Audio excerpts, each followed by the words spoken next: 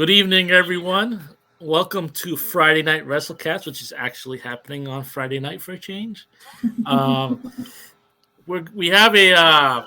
First, I said we have a prediction show for you tonight for Survivor Series. You know, one of the major WWE pay per views of the year that they have every year. Um, Before we get into that, let me introduce everyone. First, my esteemed colleague here, Richard Bailey Jr. How you doing, Rich? Doing good, Ricky. How's good evening to everybody out there. And also joined by Dana Abercrombie. How you doing? I am alive and ready for this conversation. It's good to be alive. It always is. Um, uh, Before we get into the predictions, though, there's definitely we need to definitely address the big elephant in the room, and particularly with WWE nowadays. Uh, Lots of major cuts on the roster recently, and seems like there's more to come. Uh, it's awful. It's just flat out awful, and I mean, there's no other way to put it. And so I'm gonna start. I'll let you guys get into this in a second, but I wanted to start that just for disclosure that I've been pretty put off by the WWE's product recently, and yes, part of it is me not liking these cuts that they've been doing, but just the product in general just hasn't caught my interest. I do try to watch, SmackDown before we have one of these shows because I like to just kind of be kept in the loop on what's happening, especially when it's a go home show, for pay per view like Survivor Series. But as I was watching as I was watching SmackDown, I'm looking at these wrestlers and just kind of looking at their body language. And maybe I'm kind of projecting my own feelings about this, but I see it almost like they're dejected because it's like a lot of your friends that you've been working with and all that are getting cut, and they have to be wondering in the back of their heads, am I next? Because it just seems like these cuts just kind of happen at the drop of a hat. It used to be that once, maybe twice a year, you would get these, broad cuts because, okay, there's a finite number of people that you can have. You're going to have new talent come in, so some's got to make their way out. But it has been ridiculous. I believe the count is 150 that have been let go since last year, which is absolutely absurd. And budget cut reasons and what have you, that's the excuse that's being given for everyone. But they're boasting about record profits in their to talking to their shareholders and all that. It's just flat out disgusts me.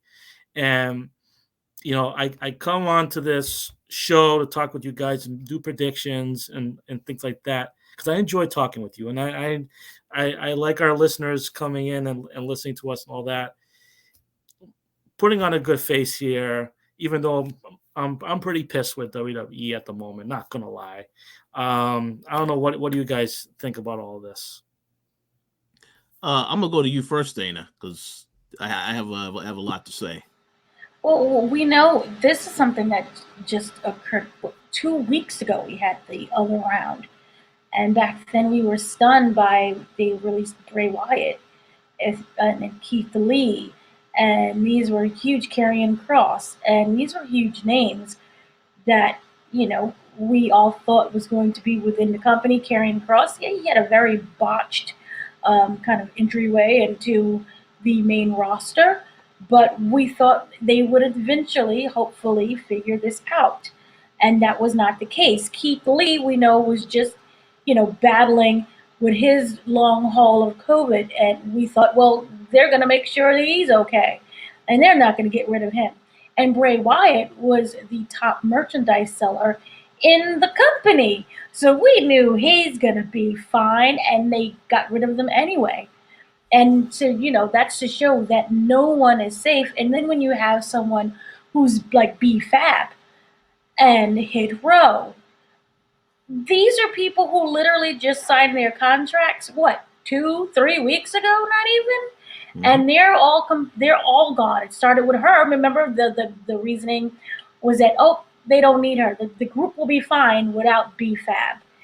And then 2 weeks later, the whole group is gone. And it was just mind-boggling what's going on. So if you look at just some of the names here that we have on the list, Tegan Knox is extremely surprising. Drake Maverick, oh my gosh, talk about someone who lost his job last year. You lose your job last year, and then you put out this really emotional video, which, a lot of people was debating was a shoot or not a shoot, and it wasn't. And they rehired him again, this time for NXT. He's really happy. He's really great. Everything's wonderful. And then you get fired again. And he put out a new video that was basically, it started out like the original one was and was like, stop crying. You are a wrestler. And at the end of the day, you will always be a wrestler. And there are wrestling companies out there. And you got the attention of John Cena, and that is, you gotta, I hate how they did these people. I hate how everything went down, but I don't know. Maybe I hope it all works out for a majority of them. But this is something that was just really mind-boggling, and the whole excuse of budget cuts. It's just insulting at this point, and I know a lot of other wrestlers spoke out about this, some who were already fired, talking about just how the company doesn't care about people. And this is not a practice that's anything new. We all know of big name brand companies. You got your Googles and your Amazons and your Goldman Sachs out there who are like, oh, we made, $20 billion, and the top executive take home all of the profit and all of the money, but no, we have to let 100 people go because we're poor or whatever. It's not anything new, but that doesn't make it right. It's morally wrong. And you look at the whole situation with John Morrison. Remember, his wife got fired 2 weeks ago, and then they fired him, but they couldn't fire him 2 weeks ago because he was stuck in the UK, and it was a lot of weird things that was going on with that situation. And you just waited the 2 weeks in order to do that. And the whole thing overall was just insulting.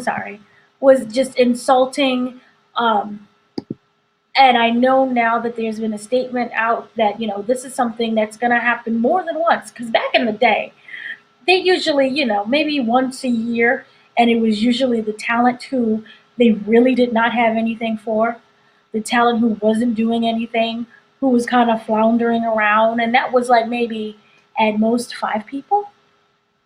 And now we have, we are up to 80, in just this year? 80 people for just this year alone.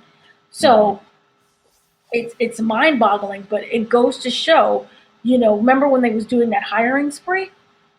And they was hiring everybody because they were terrified of what was happening with AEW, that was happening with the other competition. Let's scoop up everyone. And it's just all like, for what?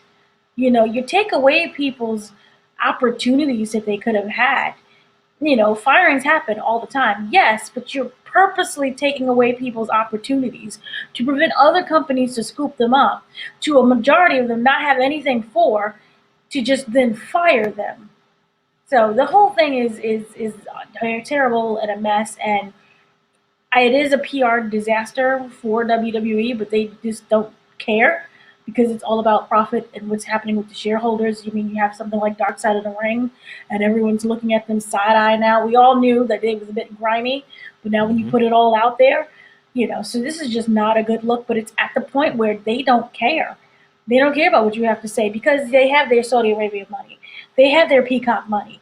They have what other endorsement deals. Their TV shows and movies that are coming out with Netflix and Peacock and other networks. Remember, we have the Hulk Hogan and the Vince McMahon documentary that's coming out, the movie docuseries that's coming out. So they don't really care. So yeah, this is just at this point, it's all. If you're a wrestler, I would definitely be like, what's going on? Because when you get the people who just now signed gone, and the people who are actually making the most merchandise money gone, no one is really safe. Yeah. Very good thoughts from the both of you, and I pretty much agree with everything that you both said. It definitely feels like it's a hostile work environment. The excuse of budget cuts, that ain't the case for everything. Because just as you said, Dana, Top Row, or Hit Row rather, who just got moved up to the main roster, I'm pretty sure they were still getting their NXT salary because that just happened like 2 or 3 weeks ago. But what I find interesting is that because I followed that story a little bit more, because I know Top Dollar had a couple of comments on his Twitter, because what happened is after they got released, then somebody made a comment about, oh, well, somebody reported, obviously not a credible source, saying that he got released because of attitude problems, which is another thing that they put out about Keith Lee as well. And he said, and he confirmed in his tweet, Top Dollar did, he said that he was very vocal when they got rid of his other friend who was a part of this group as well. So I think him complaining about that made sense, but the fact to get rid of them all collectively when they had just called them up, that just tells me it's not really just about budget cuts. There's more to this aside from whatever they said, but they're going to say budget cuts because they figure that that's the easiest explanation they can give people. Now I will say this, there are some people they got rid of, they haven't been using creatively. Jackson Riker, who was in a feud with Elias, the last time I saw him was when he was in a feud with Elias. They haven't been using him or Elias. So I figured Elias probably going to get cut if he isn't cut already. But it's just like some people they didn't really have any direction on how to use these people properly. Even Drake Maverick to an extent, because you now had this guy in the 24/7 stuff when all the stuff that he's done that has been better was when he was in NXT. So to me, this is the issue of Vince McMahon and Nick Khan and everybody working under Vince, because they're afraid to talk to Vince. They're afraid to challenge him on any ideas he has. This is once again his idea of, now that he has control over NXT, he can put his own ideas into NXT, into certain wrestlers, and then move those wrestlers to the main roster and get rid of the people who are the bigger stars. So as y'all alluded to, really nobody is safe. You know, Roman Reigns, yes, for now, because he's in a prominent role, it feels like he's safe for now. Seth Rollins, yes, for now, because they're using these guys and they have to rely on them heavily. People like Finn Balor, though, no, I don't expect him to stay in WWE. Kevin Owens will probably be gone as well. So you're definitely going to see more people leaving when they have an opportunity to re-sign. AJ Styles also, because you recall AJ Styles, when this pandemic started and he was doing his thing, he had already said that he was going to be retiring, but then because of what happened with the pandemic and not being around the fans and all this other stuff, that kind of changed his plan. And he has been considering, you know, not retiring from wrestling yet. But I do believe when his contract is up, he's gone from WWE. He can easily show up in any other promotion as a one-off if he wanted to. And I think that's definitely going to happen. But yeah, it's just, it shows that they don't really value and respect their talent. And the other big thing, and this is my last point, is that all of this is happening right before the holiday season. And that's what I really dislike, because I've been in jobs before where the contract ends, they decide to end it right before the holiday season. And maybe you wanted to get something for you, maybe you wanted to get some gifts for your family or whatever. It's just not a good time for any of this stuff to happen, period. But yeah, it's a bad look on WWE, and it's going to impact them. And again, I want it to be a situation where they lose a major star. And I feel that that's coming. We saw it. We saw Moxley go to AEW. You saw Christian and others go to AEW. That's fine. But I want them to lose an even bigger star than those.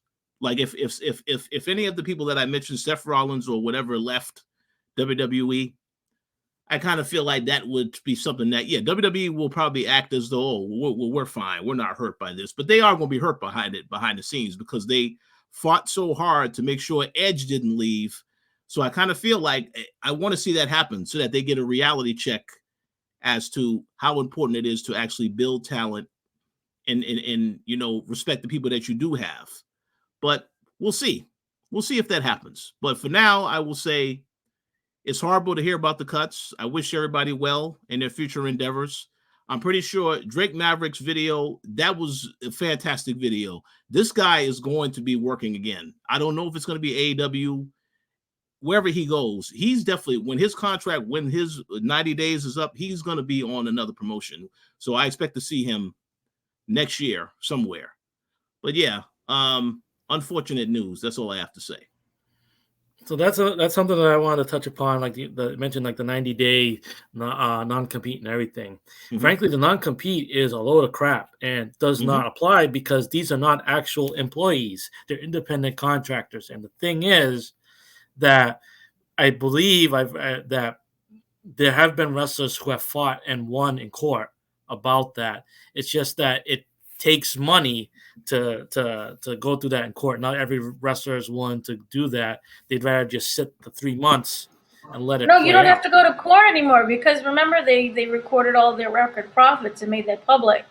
So you can fight against that. A lot of the employees, the wrestlers have been like, well, then let me go because you have all this money. But at the end of the day, remember, it also can be a safety net, especially during the holidays. You're still being paid. So. Right. And it helps if you're like overseas because there's the visa situation. Right. I mean, it's yeah. I mean, it's safety net unless there's a kind of a hush hush deal in line for whoever leaves. Like I'm sure, like when Malachi Black was able to get out of his thing early, go right to AEW. I'm sure that was already in talks. Beforehand, I'm sure that was the case with Moxley, and that's part of why he was so sure that he was leaving, even though they tried last minute to try to keep him around.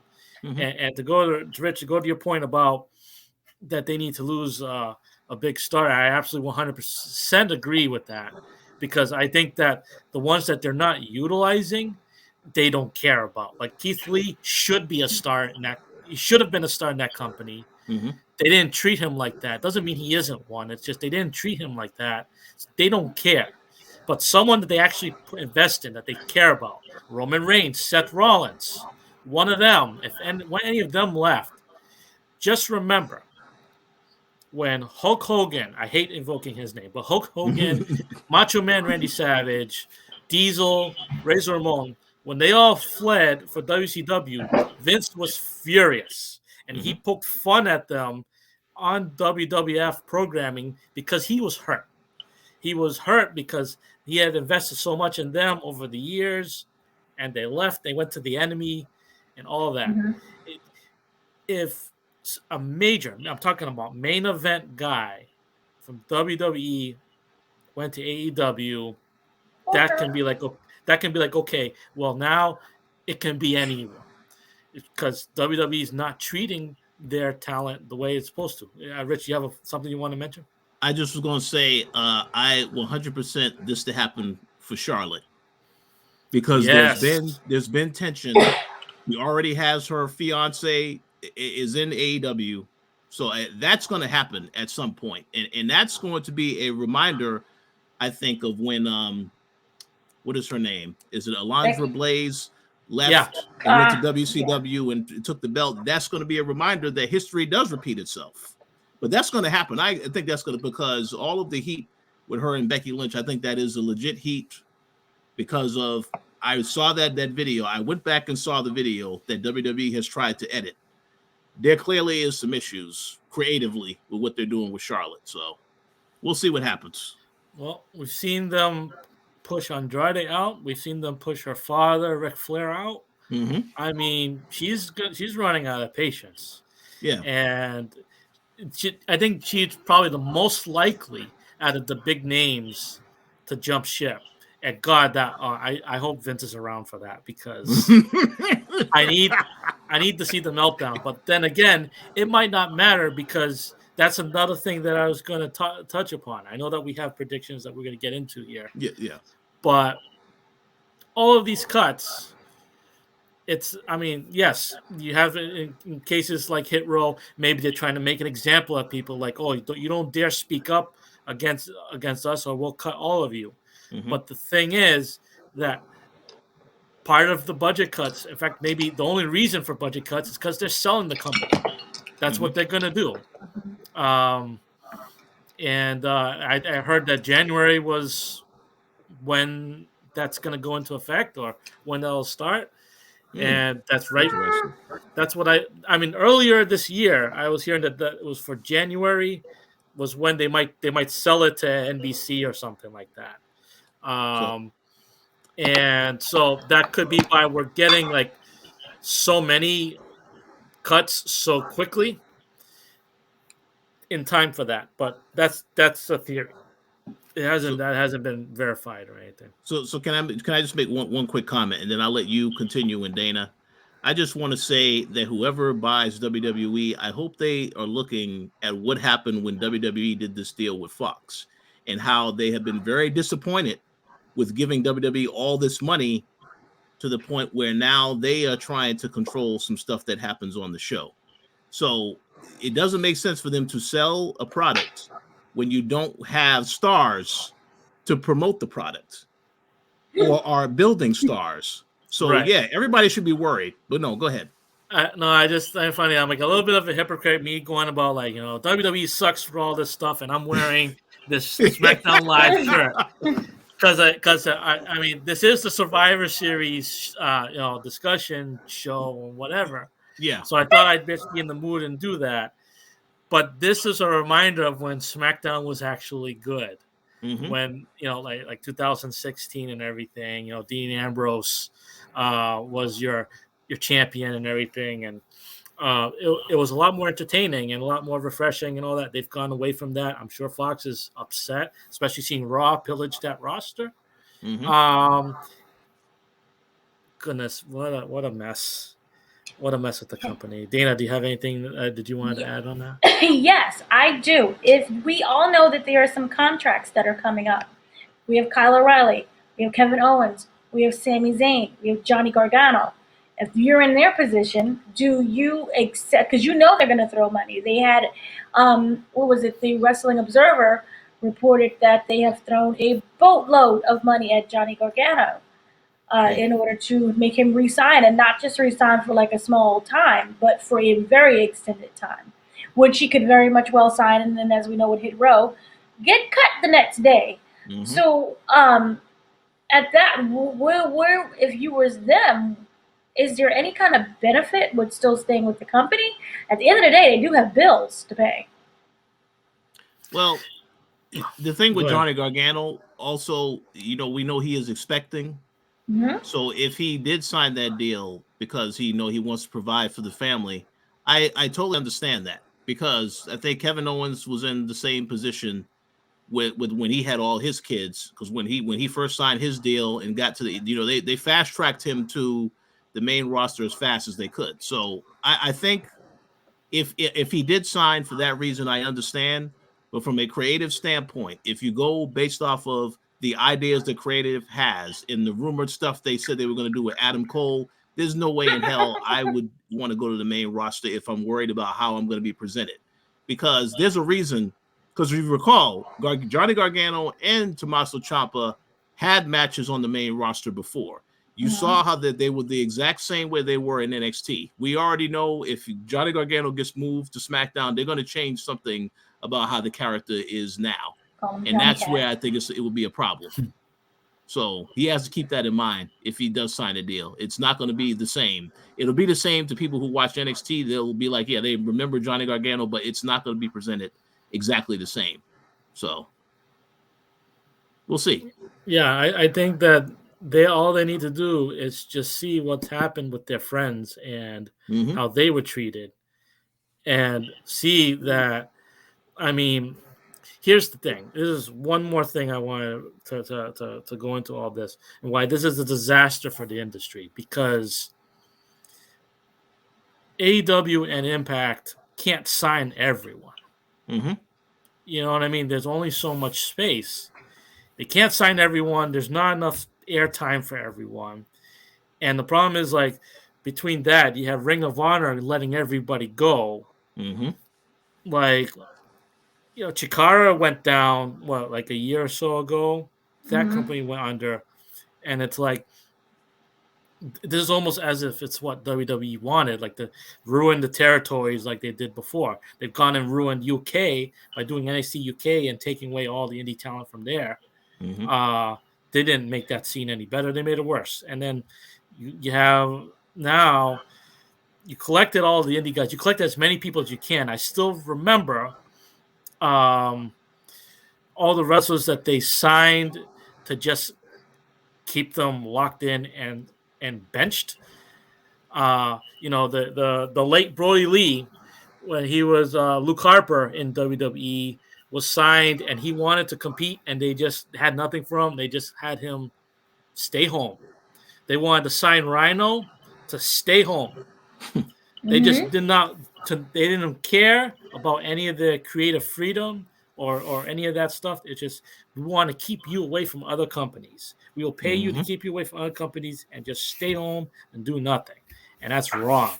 It's good that these wrestlers that are going out and they're able to actually compete. They're able to actually have fun with their fellow workers and all that stuff. And I don't know, like maybe like there needs to be more companies that like AEW, not just AEW though, that emerge that can house more of this talent, because all these people that were let go, all not all of them, but a lot of them very highly entertaining people, and they all deserve to have their gifts on display and to earn well from that. Because I mean, the harsh reality of it is that not everyone that's been let go is going to continue wrestling. Some of them are going to have to look for other means, and it's just very sad. It was unnecessary. It was unnecessary. That's the thing that is really frustrating about all of this. And again, like I said, it's happening around the holidays, so there's no humanity to it either. It's just they're not seen as people; they're seen as numbers. It's like, oh, we can save more money by getting rid of this. Last thing, I swear. Hit Row. I knew nothing about them when I first heard about them on NXT. They got called up quickly. I was surprised by that. And I was like, okay, well, maybe they're better than I thought because they called them up pretty aggressively. I don't know anything about them and I'm not invested in them, but I'm curious. I want to see what they can do. They did not give me a chance to see what they can do. They didn't give me a chance to invest in them. They let them go within like a month of calling them up. It's an absolute freaking disgrace. It's a terrible, terrible look. Terrible look. Yep. It's probably the like of all the cuts, like but getting rid of B-Fab because they don't need her in the group. They'll be fine, and then they let everyone else go. Load of bullshit. It's a load of bullshit. Yes. So I'm and I would just say, as a Swerve Scott fan who was liking his heel turn and the stuff he did in NXT, I especially was angry about that because it felt like this guy they could have did a lot more with him. Even though when he was moved up, they looked at Top Dollar as the star, and they throw him in a tag team with Adonis, the other guy. Which that's what I'm saying.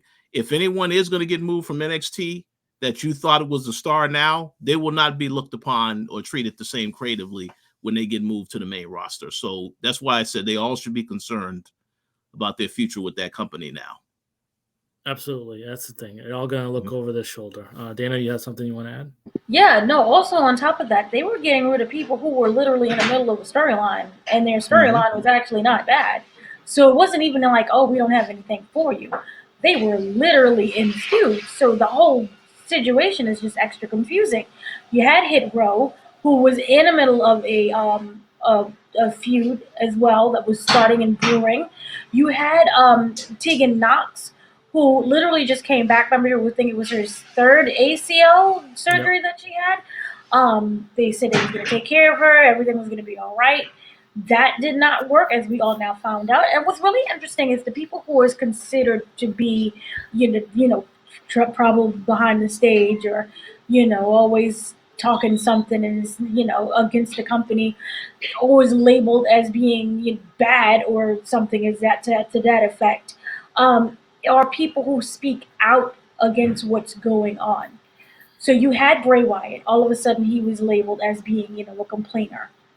And he's just sitting here like, oh no, I'm waiting for that interview to drop. That's gonna be good. That's gonna be the CM Punk of the podcast. So you had him being labeled as that. You have Charlotte Flair, which we do know who I'm going to assume, because I don't live with her. I don't know what's going on in her mind, but is going to assume who wants out as well. But these are people who are all labeled complainers. Also with the whole situation with Keith Lee. Remember with Keith Lee, he's like, oh yes, and I paid my medical bills. And then out of the blue, unnecessary, here comes WWE. No, we have to think, well, we pay your bills, and here's the receipt. And I'm like, what is this even about? So I don't know what they're trying to do over at the WWE. Just in regards to their responses has been pretty awful. Their PR department has been pretty awful, and labeling everyone as being difficult. How was everyone in the... I'm not saying that there are people who are difficult, but everyone that you seem to have fired is difficult all of a sudden?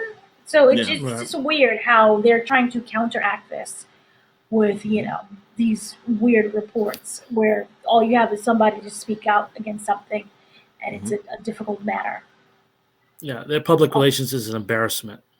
It's among others. But go ahead, Rich. I just want to make this final point about this topic. I know I already mentioned that. I want to see them lose a major star, but this is the other thing, and we probably will never see this, but I know that Triple H has to feel a certain way about all the stuff that's happened with NXT, about the people that he worked hard to get into that company to try to elevate and do something with, to see them all get released, or creatively they get moved to the main roster and then everything falls apart. He has to feel a certain type of way about this. Unfortunately, I guess we will never see that because he doesn't want to show that to the public. But I want to see, because there's no way he can just be like, oh, everything is fine. Yeah, with all the stuff happened with Keith Lee, Karrion Kross. He has to have some reaction to this. If it's behind closed doors for us to never see, that's unfortunate, but it's ridiculous. But go ahead. You're going to say something. No, also remember, Shane, their son, the actual biological son, fled the company. Yeah. Mm-hmm. Like, I don't want any parts of this. Mm-hmm. So, the whole thing is just an odd situation, but I don't know what Triple H will do. I don't know if he will ever say anything. I know a lot of people are speculating if he'll just form his own company. He has those connections. We all know what he is capable of. If there's going to be some type of fusion with Jeff Jarrett, hilariously, and Dixie Carter and whoever is out there, if they're going to create like that third company, which is, if you look at it, something that is needed. Just overall in general, I don't know how many wrestling companies exist in America, especially now after the pandemic. I just don't know. But you're going to need someone. AEW can't do everything, as you're saying.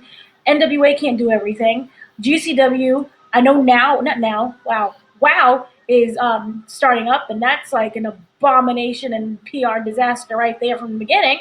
Yeah. But we do need another brand that can be viable, that can prove itself, and I do hope, probably won't ever happen, but I do hope that Triple H and his buddies get together and was like, let's start something.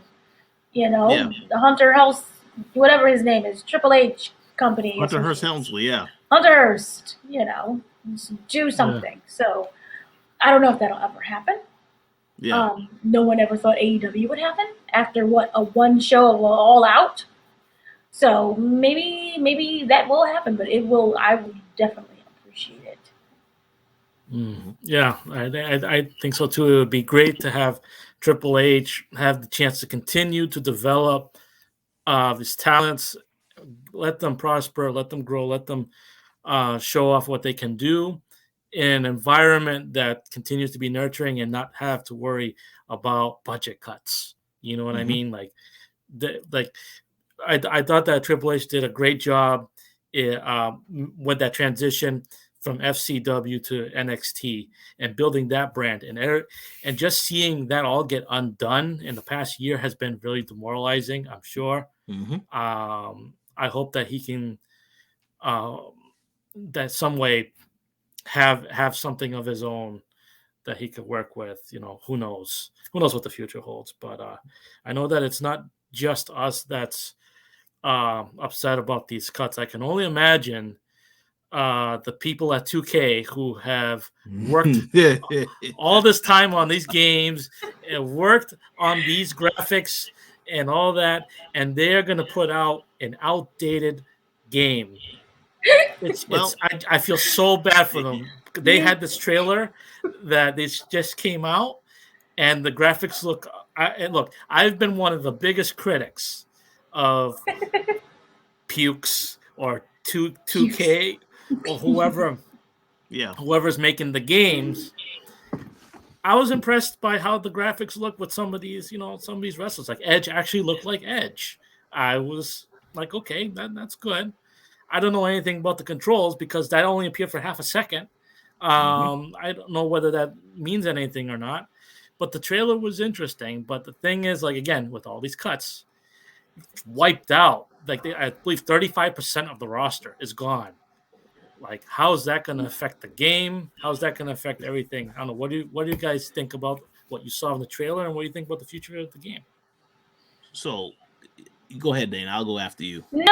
I just remember really quickly, Sonic and Knuckles, the Sonic Knuckles game, like back with this. What was it? Sega Genesis or was it Nintendo 64? Are you talking about like they had like the add-on? The add-on.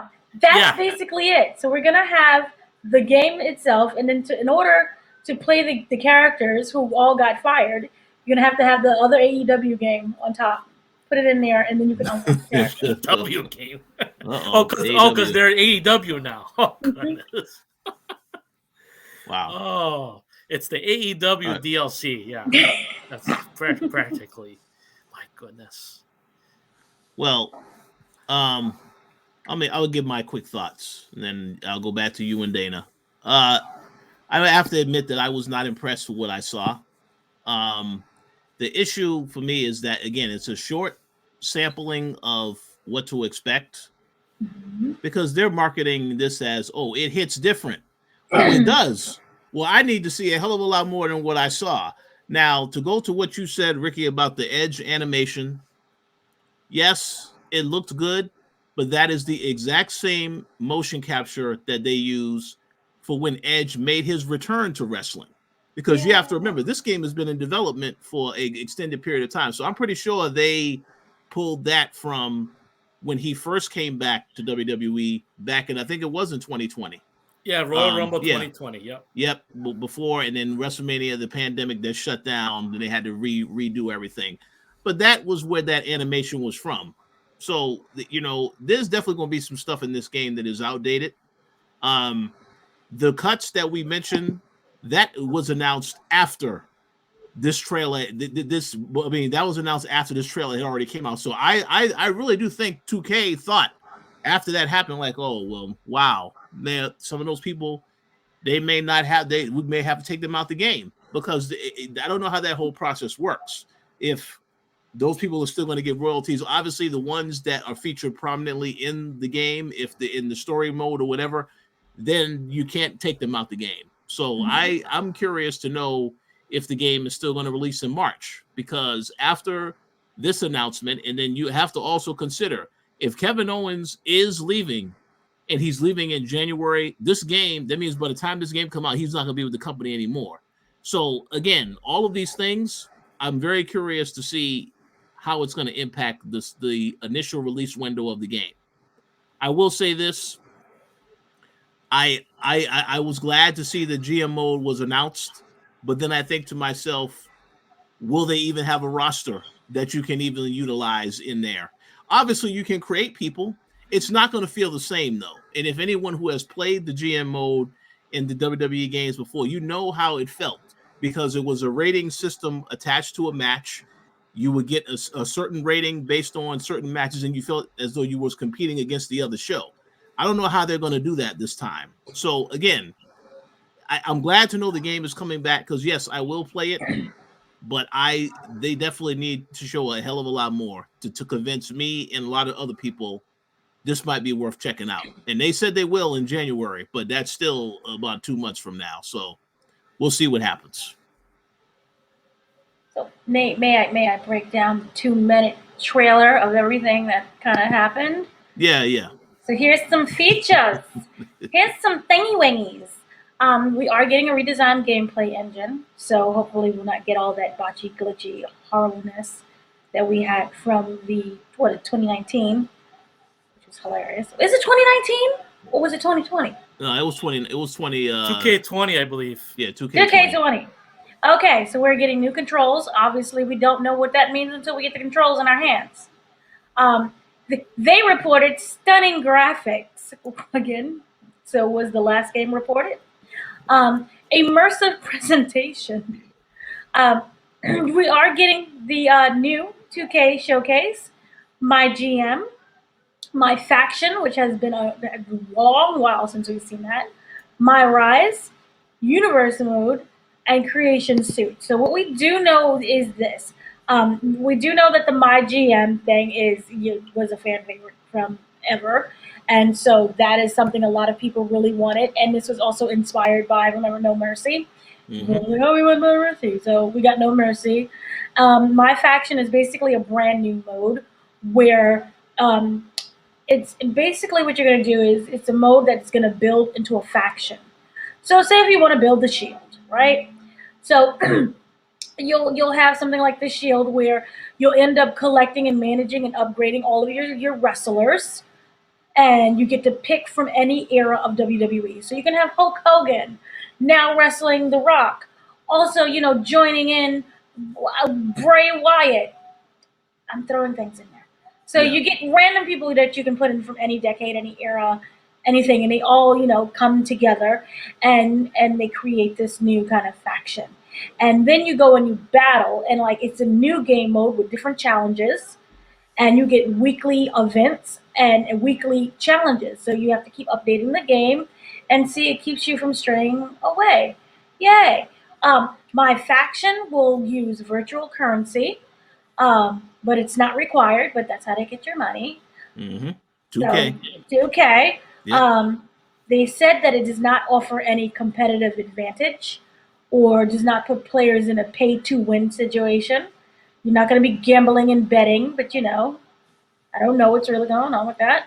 But the items that you purchase with your virtual currency can also be purchased by My Faction points, which you earn in the gameplay. So it's not like give me your credit card. You can also earn your way to get some of that virtual money. So that is a plus. But still. Now also with this, you get My Rise, which is a mode that allows you to experience the journey of WWE superstar from a rookie to a legend, and you won't get fired. So, you get to live in that fantasy world. And then you end up having the universe mode, which is something that we all know about. Yeah. And then there's Creation Suit that is also back. You have fantasy elements. You can create kind of your own matches and your weird stipulations. You have the ability to have your ring anywhere in the world. So I don't know. Let's invade Africa and have a match there. I don't randomly saying things. Then you'll have, Oh no! When you're done, let me know because I have a comment to make about something related to this game. Go ahead. Okay. Then you have the 2K showcase, which allows you to relive any of the matches, the iconic matches of the time. So you can watch that good old Bray Wyatt and Seth Rollins match from Hell in a Cell. Yeah, maybe. Now, with the part with the engine, they said that it's completely redesigned and that it's rebuilt, and you don't have to worry about the glitching and the botching, and we don't know, but that's what they're saying. You also get the gameplay and the animation is from the ground up, so it's not going to be taking anything that it had from 2K20. So they're hoping that that's not going to happen. Then you also have, here's the control scheme of that they're saying that allows you to have a more controlled experience. So remember from the previous game that was a hot mess, characters were doing their own thing, as we saw. You couldn't really have any control of your controller. So this one, they're saying, hey, remember that time? Not again. We worked on it. So that is what they're hoping for. And that also, on top of that, they said that these updates enable folks to easily pick up and play while allowing for higher skill and expression. Don't know what that means. It's a lot of mumbo jumbo for, hey, remember last time it was terrible? It's going to be better. So we do have that. On top of that, they said for people who are just starting out who suck at video games, hi me, you do have a nice combo system where you're able to easily put in what the combo is, and then you can defeat the opponent, or you could just be like Ricky and cheat. So that that's a shoot. That's a big I will shoot. never let that down. You She's cheat. still mad about Smash Brothers. Still mad. This is year 3. I'm still mad. You will also get a faster response time. So that is also really good. And as you said, Richard, they're still planning to release this in March of 2022. So I'm gonna hold out hope. So here's the comment that I was going to make. It was reported that as of September, this past September, they have confirmed 24 people that are in the game. Now, I don't know. That might be their whole roster. That's what I was going to say. I don't know how many people are going to be impacted with this. That's why I said that's what I'm curious to see, because if a wrestler such as a Keith Lee or Karrion Kross ends up in AEW and you have them in this game, that might be an issue. So I don't see them doing that. So it kind of feels, we'll see how it goes. As I said, yeah, Dana, that's a lot of information that it sounds interesting, but this is the issue. I hate when somebody they tell me this stuff, but they don't show it to me. They have to show the people. And after what happened with 2K20, they definitely got a hell of a lot more to show. And hopefully that's what happens in January, as they said. But I would be surprised if this game does get released in March and doesn't get pushed out further into the springtime, because it depends what happens between now and then with whoever actually is in the game and actually leaves WWE. So the timing is also very interesting that their next update will be in January, because as I mentioned before, as speculated, the company WWE might be sold at that point. And 2K is probably like, for fuck's sake, guys, can you actually tell us who's going to be there that we can promote on this game? Because we don't want to promote a wrestler that you're going to fire. So, let's wait until you're done doing all that. And then we can be like, okay, here's the roster.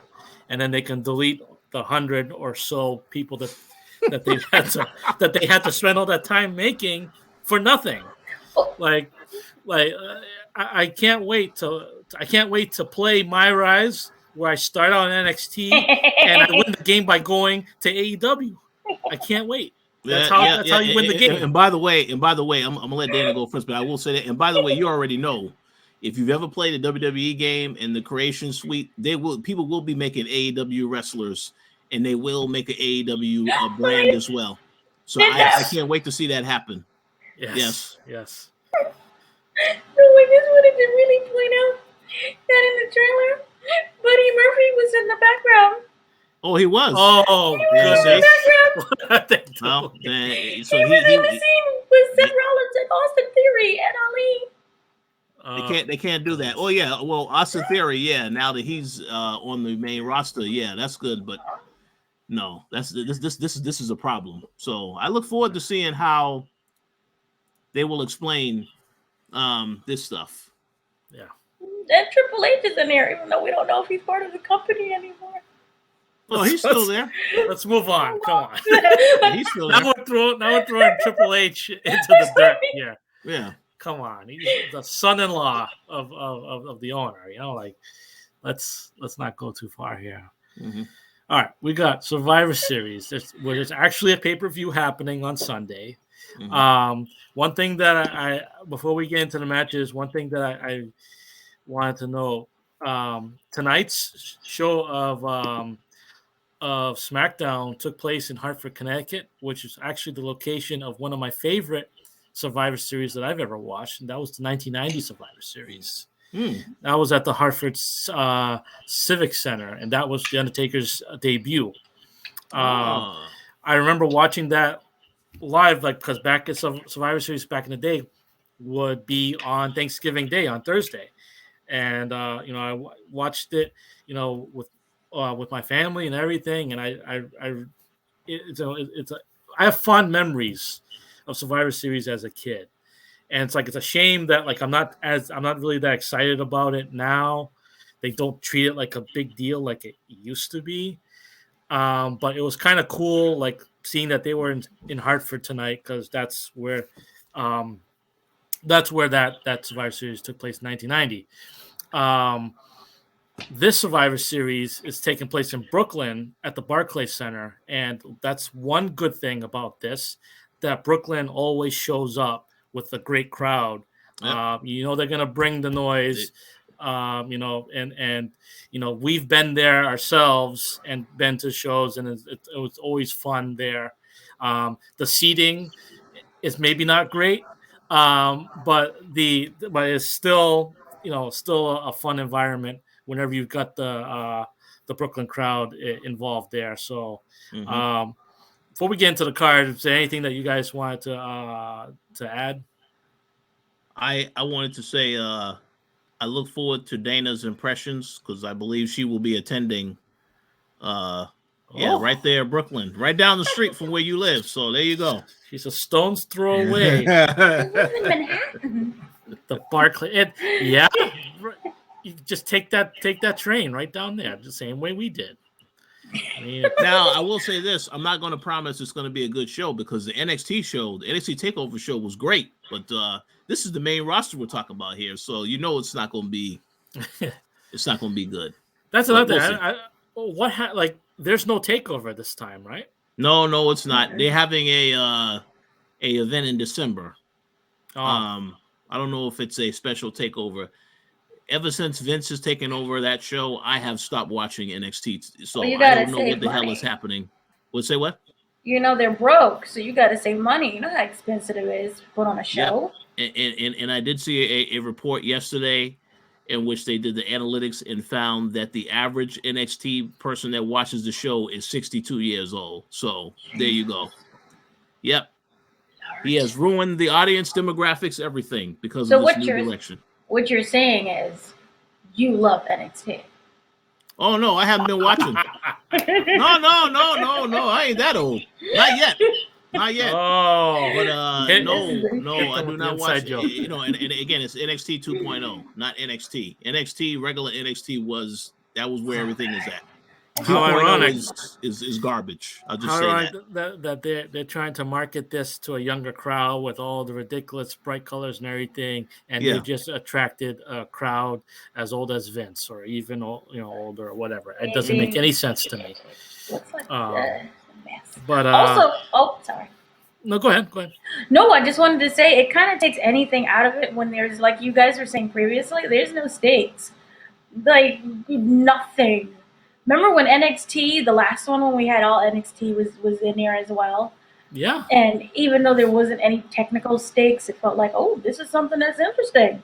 NXT in for the bragging rights. And we know how that ended up going. Even now, it's like, I don't know why they're even here. That right there, I'm glad you mentioned that. I'm just going to say very briefly, because I know Vince McMahon does not remember that, because that was the same event where Keith Lee actually was impressive. Yes, he lost to Roman Reigns in the match, the Survivor Series match, but that was the last time he actually had an impressive match on the main roster, and that was just at a pay-per-view. So Vince doesn't remember that, because now when he brings him to the main roster, I have to change him. I have to give him, change up his theme song, give him this ridiculous outfit, all this other stuff. So Bearcat. Yeah.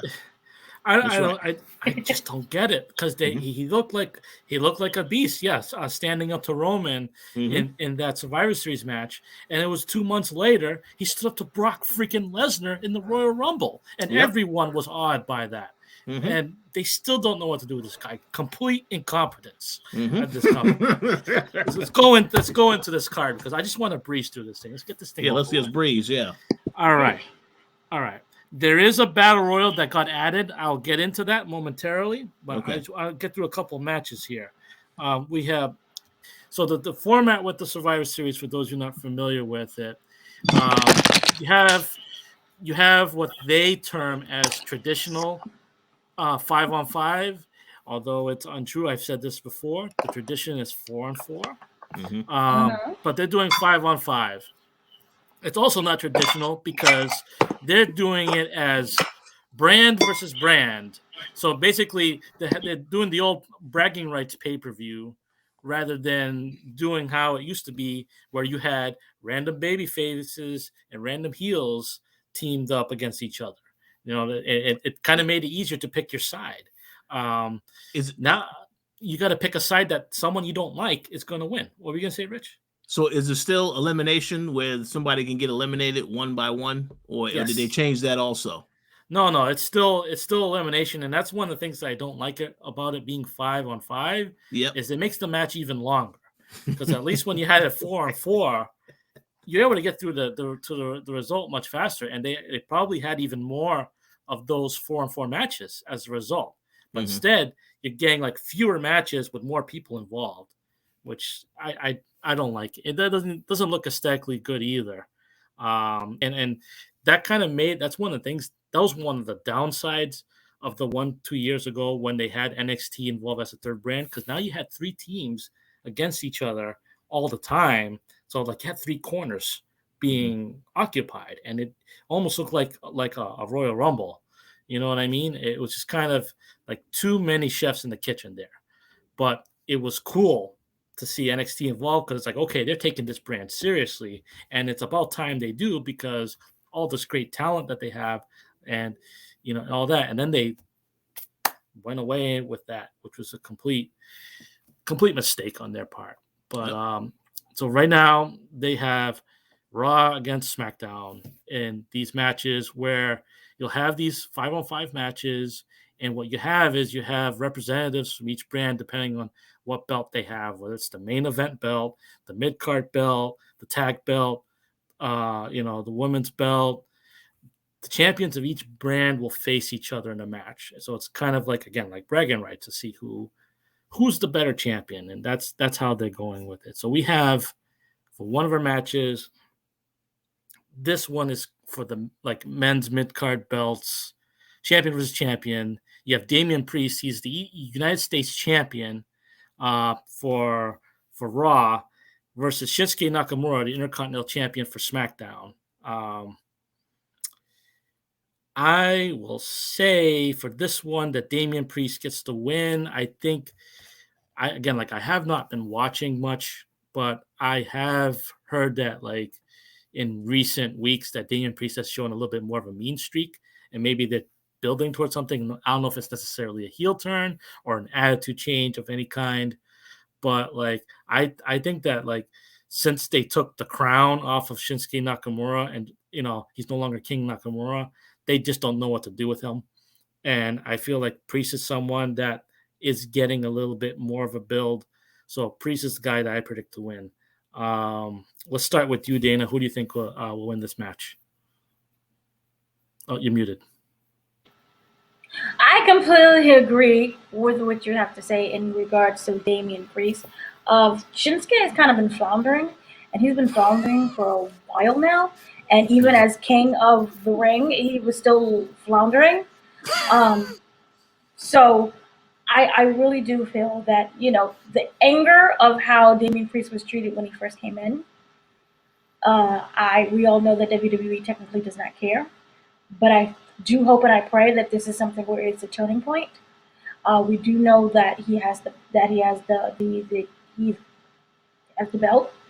And with that being said, I really just hope that he wins. He kind of needs it a wee bit more from Shinsuke, who had a very successful run in both NXT and a semi-successful run in AEW, Lord, in WWE.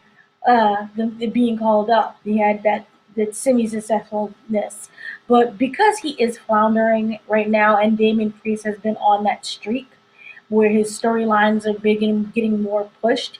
And I'm not going to lie to you, I've been forgetting more that Shinsuke exists in this company, that Damian Priest is going to win. Hey, Rich, what about you?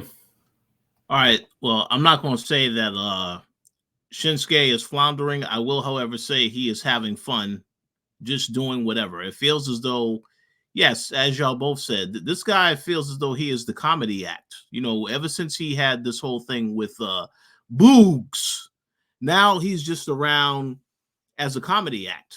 I think at one of the most recent pay-per-views, he just showed up to make an appearance. There was no match, nothing. So yeah, I think Damian Priest is the one who needs to win and will win the match, because they're not doing anything with Shinsuke. And I will also add that, yeah, Shinsuke is just having fun, just collecting his money. If WWE was to offer him another contract, he would sign it, because he's not really concerned about competing at a high level anymore. He's just doing what he has to do. He has all his families in Florida, so he's just passing the time by now. But yeah, Damian Priest wins it.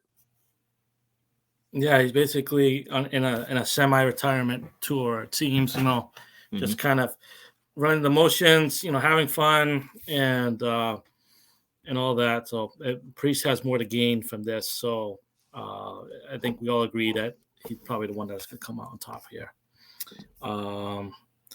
Let's go with the next, which is a battle of tag team champions. You've got RK Bro, Randy Orton, and Matt Riddle going up. They're the Raw tag champions going up against the Usos, Jimmy and Jay Uso, the SmackDown champions. I got to think about this. Rich, can you go first on this one? Sure. Controversial opinion. I'm getting tired of the Usos. I feel as though Randy Orton. I'm tired of both teams, to be quite honest. I don't really like the Randy Orton Matt Riddle thing. It just feels like it's run its course. It's getting old and tired now. Even though WWE is going to continue to run this thing into the ground until these guys are feuding against each other.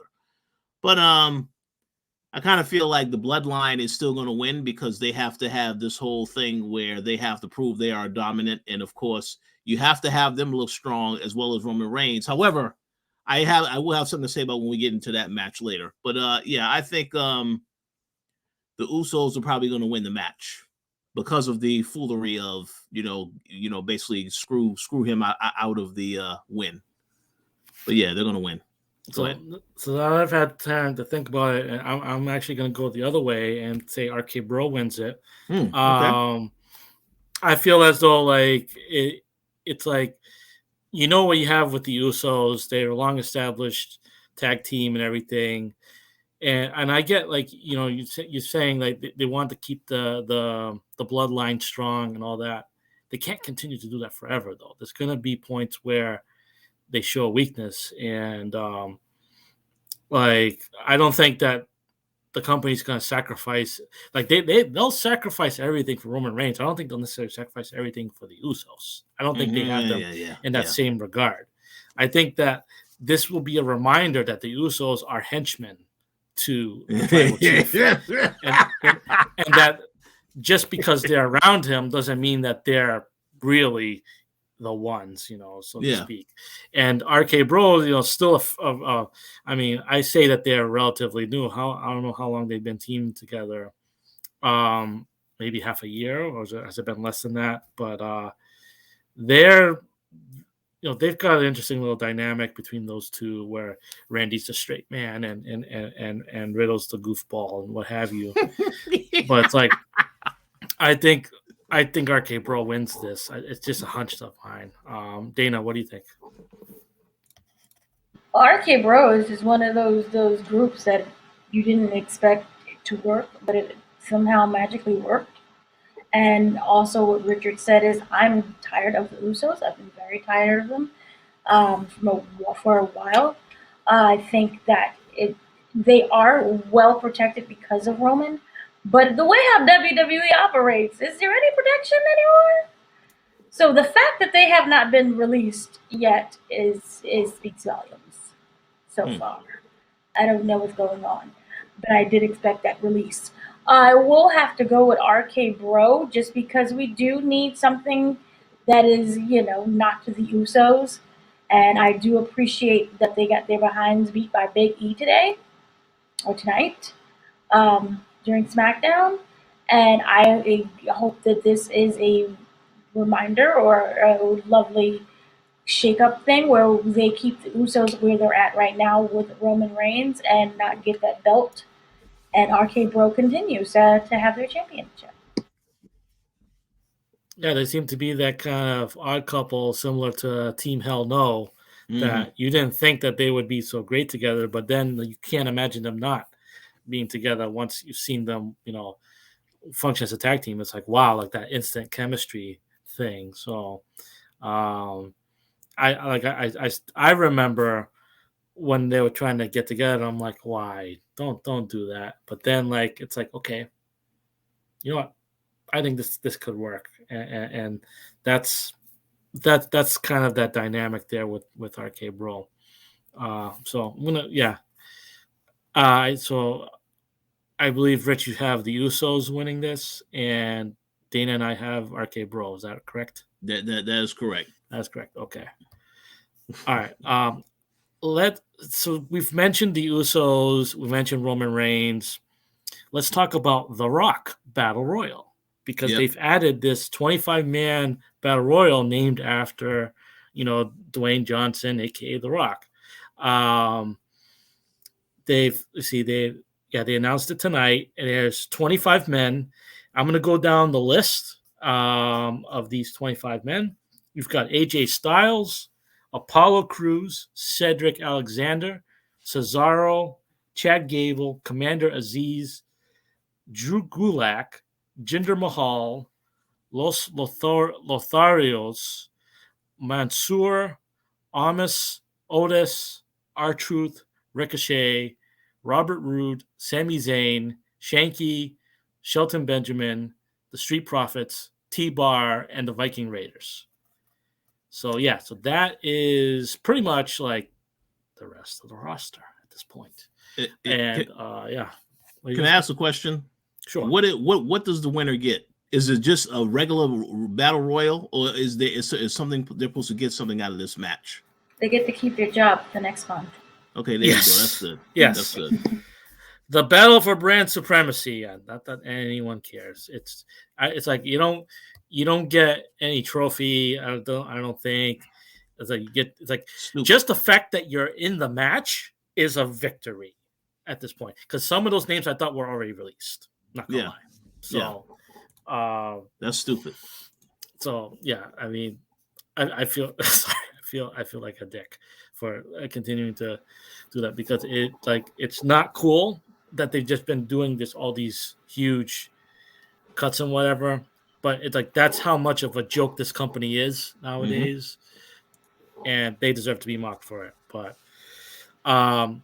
kudos to the people that have made it into this battle royal, and I'm trying to figure out who the heck will win this, because I'm kind of sad seeing AJ Styles listed, because this is a guy that I think that we talked about as someone that would be a major star leaving the company and going to like AEW, for example, to finish his career or whatever. He's not going. Why is he not in the men's match, the men's 5-on-5 match? I have no idea. That doesn't make any kind of sense. I have no idea. That's how far he's fallen. That they're putting him in a mid-card battle royal thing. Goodness. I'm gonna say Amos wins it because he's tall. Interesting. Well, what about you guys? So I'm gonna go ahead and say AJ Styles wins. It would have made sense if the winner of this match got something. It doesn't make sense to you announce this is the Rock Battle Royal and there's no prize, nothing, no opportunity at a future title shot, none of that. This is why I say WWE is just, they're dropping the ball on all this stuff. But if somebody of prominence should win it, it's not going to be anyone in any of the tag teams. So I think AJ Styles is the only person on there that doesn't belong in this match that probably should win it. But that's who my pick is. Wait, so you have no faith in Commander Aziz? T-Bar? Come on now. Well, yeah, now he's a tag team. That's what the goal is, right? To make him and Apollo a tag team on Raw, instead of how Apollo was the solo guy and he was the manager. This makes me sad. This makes me really sad because it's comical accent that he has. It's like, But This makes me so sad because it's like all these people who had the opportunity to do something and like here, let's just throw you in here randomly. I feel sad also for Sami Zayn. But maybe this is a precursor or maybe it's a sign that Sammy is actually leaving and that he made that decision. Remember when Dean Ambrose, right during his end at whatchamacallit, in his run with WWE, they Yep. made him wrestle Nia Jax? Yeah, it's embarrassing. So maybe this is like, oh, you're an afterthought. So we're gonna put you in this battle royal, and because you won't re-sign with us. I don't know. I'm really curious about that because if you guys might recall, maybe you don't, but there was like a month where Dominic Mysterio was having one-on-one matches every week with Sami Zayn, and it's almost like Sami Zayn was his mentor because he was having matches like every week. And I was like, okay, is that what Sammy's been reduced to? Like just having his matches? And it's like that must be like you got nothing for him. And so like I know what you're talking about. Like I remember when Ambrose was gonna leave, like okay, they had him get emasculated by Nia Jax, and then he got squashed by EC3. I don't know if you guys remember EC3. Lost that match, and then they actually had Ambrose beat EC3, and the fans were pulling for Ambrose, and EC3 got heat and never recovered from it. Ambrose got squashed by Drew McIntyre. They had Bobby Lashley squash Dean Ambrose, and it was like, okay, it wasn't until like, okay, let's do like one last Shield run. Maybe that'll convince him to stay. Didn't work. He was gone, and that's when John Moxley made his return to the wrestling world. Yeah, with Sami Zayn, I don't know if that's the path they're going. When you mentioned Sami Zayn's name, I was thinking he's a possibility for winning this. They might be like, oh, thank you for all the work you've been doing. We'll reward you by having you win this meaningless battle royal. But I don't think that's what they're gonna do because they either reward hard work. Like I would say, like I'll give an example of rewarding hard work was Jey Uso winning. I mean, take it for what you will, but it was Jey Uso winning that battle royal at the SmackDown prior to WrestleMania. Like they had him win the Andre Battle Royal, and it was on SmackDown, not actually WrestleMania. And it was like a little slap in the face, but it's like thank you for all the hard work you've done for like the last 6 months working with Roman and all that. We're gonna have you win this Battle Royal. Maybe that's what they do with Sami Zayn, where it's like, okay, kudos to you. Here's this thing. Enjoy. But it could be like you said, Dana, like, this is how little we think of you. We're going to have you get thrown out by Omos at the end because Omos is tall and we care more about him than you. So there you go. Again, like, that's it could be it. So, yeah, Omos is my prediction. Remind me again what you guys predicted? I predict you can't hinder the gender. Oh, gender. Oh. Don't hinder the gender. Oh, that's interesting. And AJ Styles. So that's okay.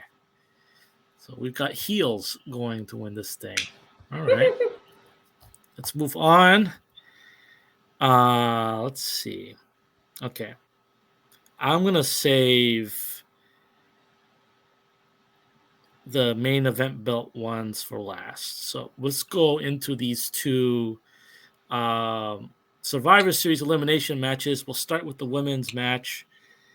You got Team Raw, which consists of Bianca Belair, Rhea Ripley, Liv Morgan, Carmella, and Queen Zelina, going against Team SmackDown, which consists of Sasha Banks, Shayna Baszler, Shotzi, Natalya, and Toni Storm. Dana, can you start us off, please?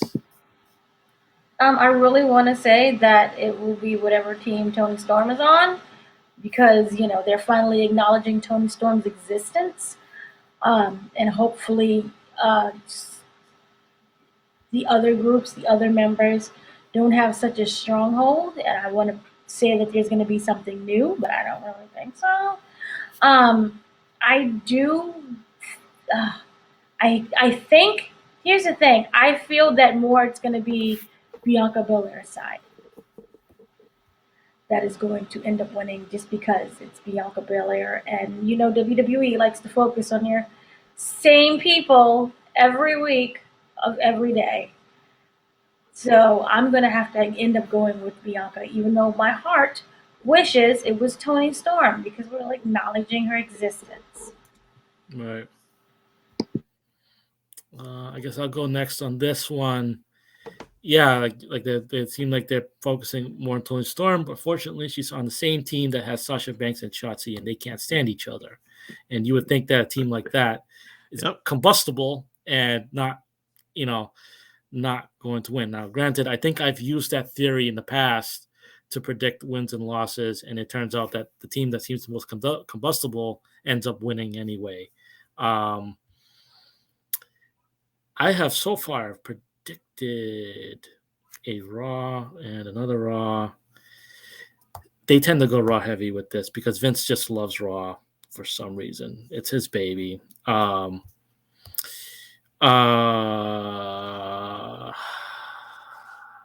Goodness.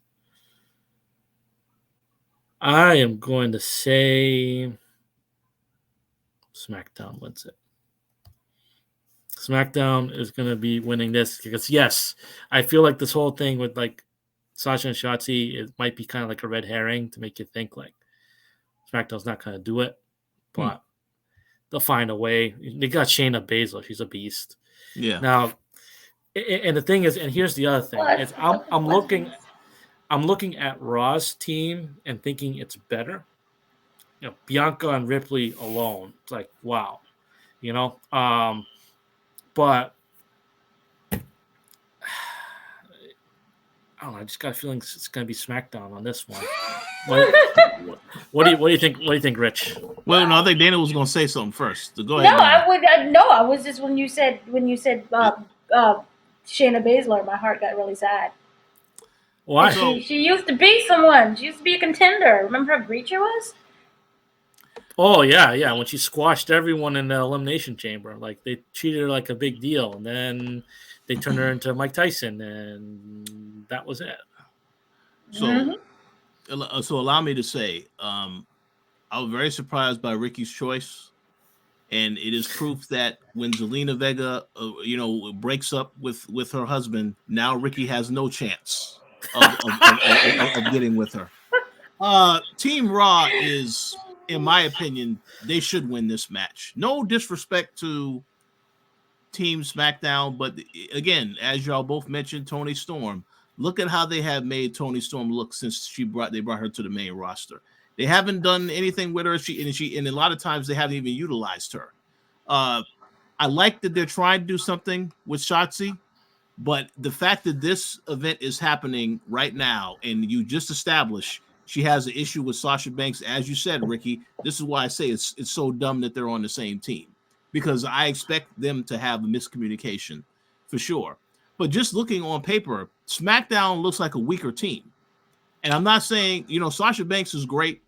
Shayna Baszler is really those two. Shayna Baszler and Sasha Banks are the stars. And on Raw, it's Bianca and Ripley, who are the really main two attractions. But I don't think you're going to have Zelina Vega look weak in this. Now that you establish she is the queen of the ring. That's why I feel Raw should win it. On paper, they have a better team. I'm waffling here. I'm going with Raw. I'm switching to Raw, and the reason why I'm switching to Raw because I'm trying to go like reverse psychology here of like, okay, SmackDown looks weak, but sometimes they just go with the weak team regardless. But like, I can't ignore Bianca and Rhea Ripley on the same team. That's pretty loaded. And like Shayna Baszler, as you said, Dana, used to be a big deal. And if they still treated her like a big deal, then you would think SmackDown has a fighting chance. But they've been treating her like a joke. What do you have to say, Rich? And the point that I would add is that a lot of people are still not happy about what they did to Bianca Belair with the whole thing with Becky. And then you have the feud continue, and you still have her lose match after match. You even had her lose in the Battle Royal recently on a recent show. So I kind of feel like Bianca Belair needs to win this. It could be her and Ripley as the last two against Shayna Baszler and Sasha Banks, and that's probably exactly what's going to happen since those are the four strongest competitors on both of those teams. I can see that. Yeah. So, what, are you not saying Carmella is not going to just blow everyone out the water? What? Well, Carmella. Well, to be honest, Corey Graves is angry at you. To be honest, as far as Carmella is concerned, I would not be surprised if she lasts longer than Toni Storm. I think Toni Storm will be the first person they eliminate. I really think they would, because I just don't think they've been utilizing her well. They don't acknowledge your existence. That's going to continue. Say what? They don't even acknowledge your existence. What, recently? Yeah. As soon as she got moved to the SmackDown or whatever, they haven't done nothing with her. So I would not be surprised if she's one of the first people to get eliminated. I really wouldn't be surprised. I bet Queen Zelina will be the first to go, and I'm going to be upset about that. Well, yeah, it's going to happen. It's going to definitely happen. It's just a question if it's going to happen first or, in between that. Yeah. Ish. All right, let's go on to the men's Survivor Series elimination match. You got Team Raw. Seth Rollins, Finn Balor, Kevin Owens, Bobby Lashley, and Austin Theory going up against Team SmackDown, which has Drew McIntyre, Jeff Hardy, King Woods, Happy Corbin, and Sheamus. Who wants to go first? I'll go first. Mm-hmm. Okay, cool. SmackDown will win this. You want to know why I say that? Because they have no faith in Finn Balor. Bobby Lashley, that would be a reason why I guess you could say Kevin Owens. But I don't. The thing is this: Kevin Owens has a feud right now. He doesn't get along with Seth Rollins, so that will play into this match. I find it interesting how Austin Theory is in this match and no acknowledgement whatsoever. Austin Theory has a history with Seth Rollins, right?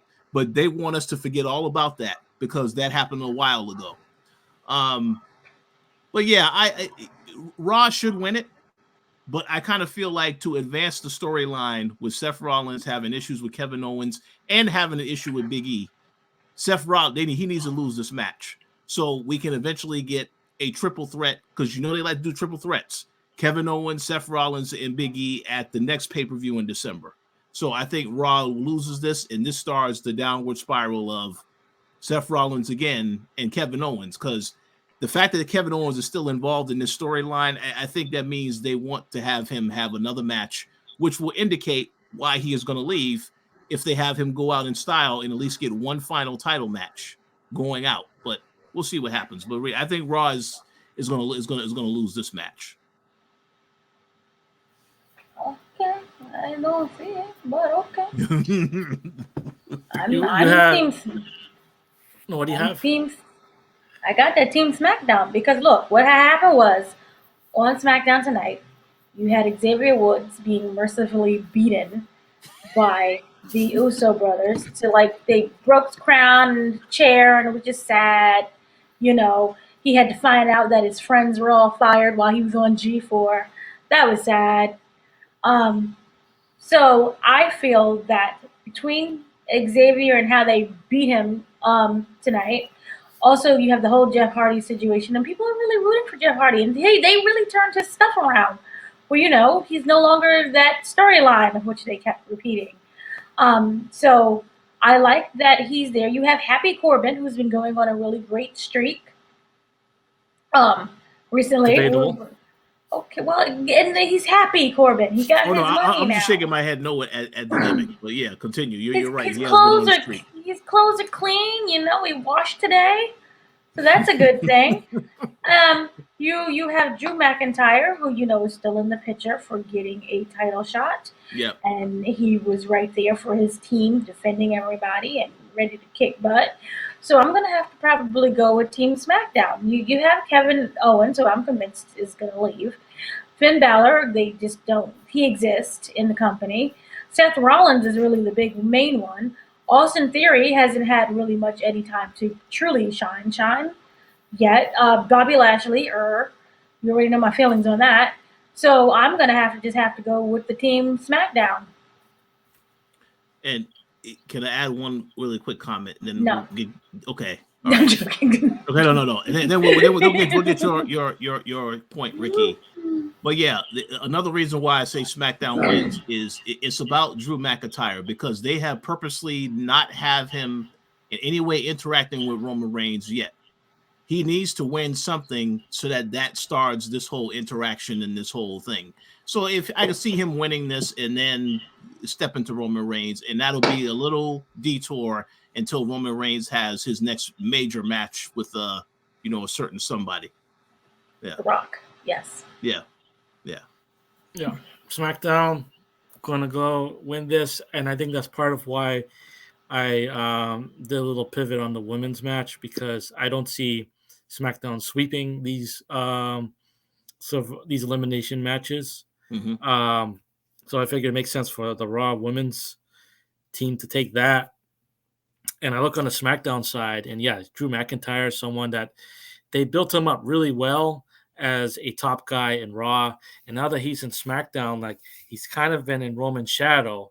And this is going to be a chance to kind of emerge as a threat, like as a main guy, like just in case you forgot, the Scottish psychopath or whatever they call him is the real deal.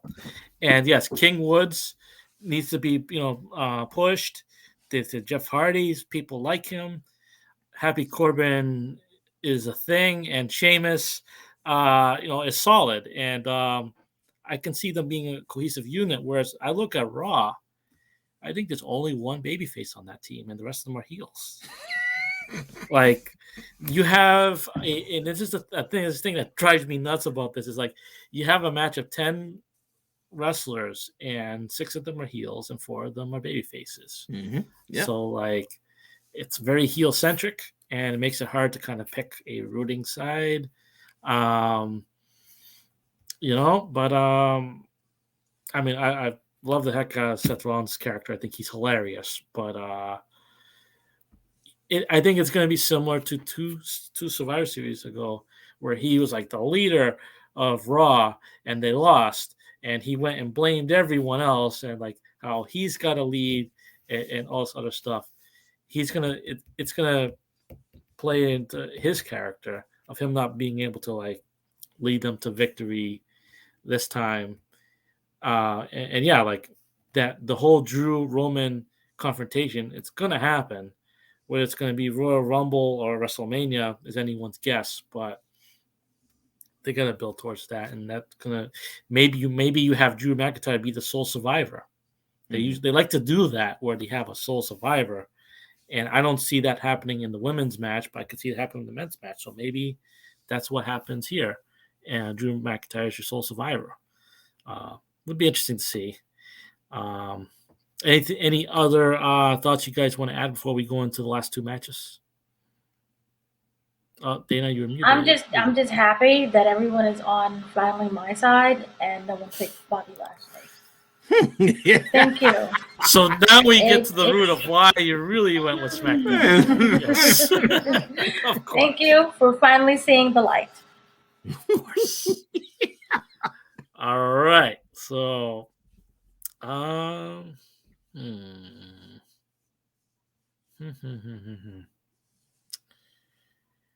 gonna ask I'm gonna ask you guys, which one do you think is going to close out the show?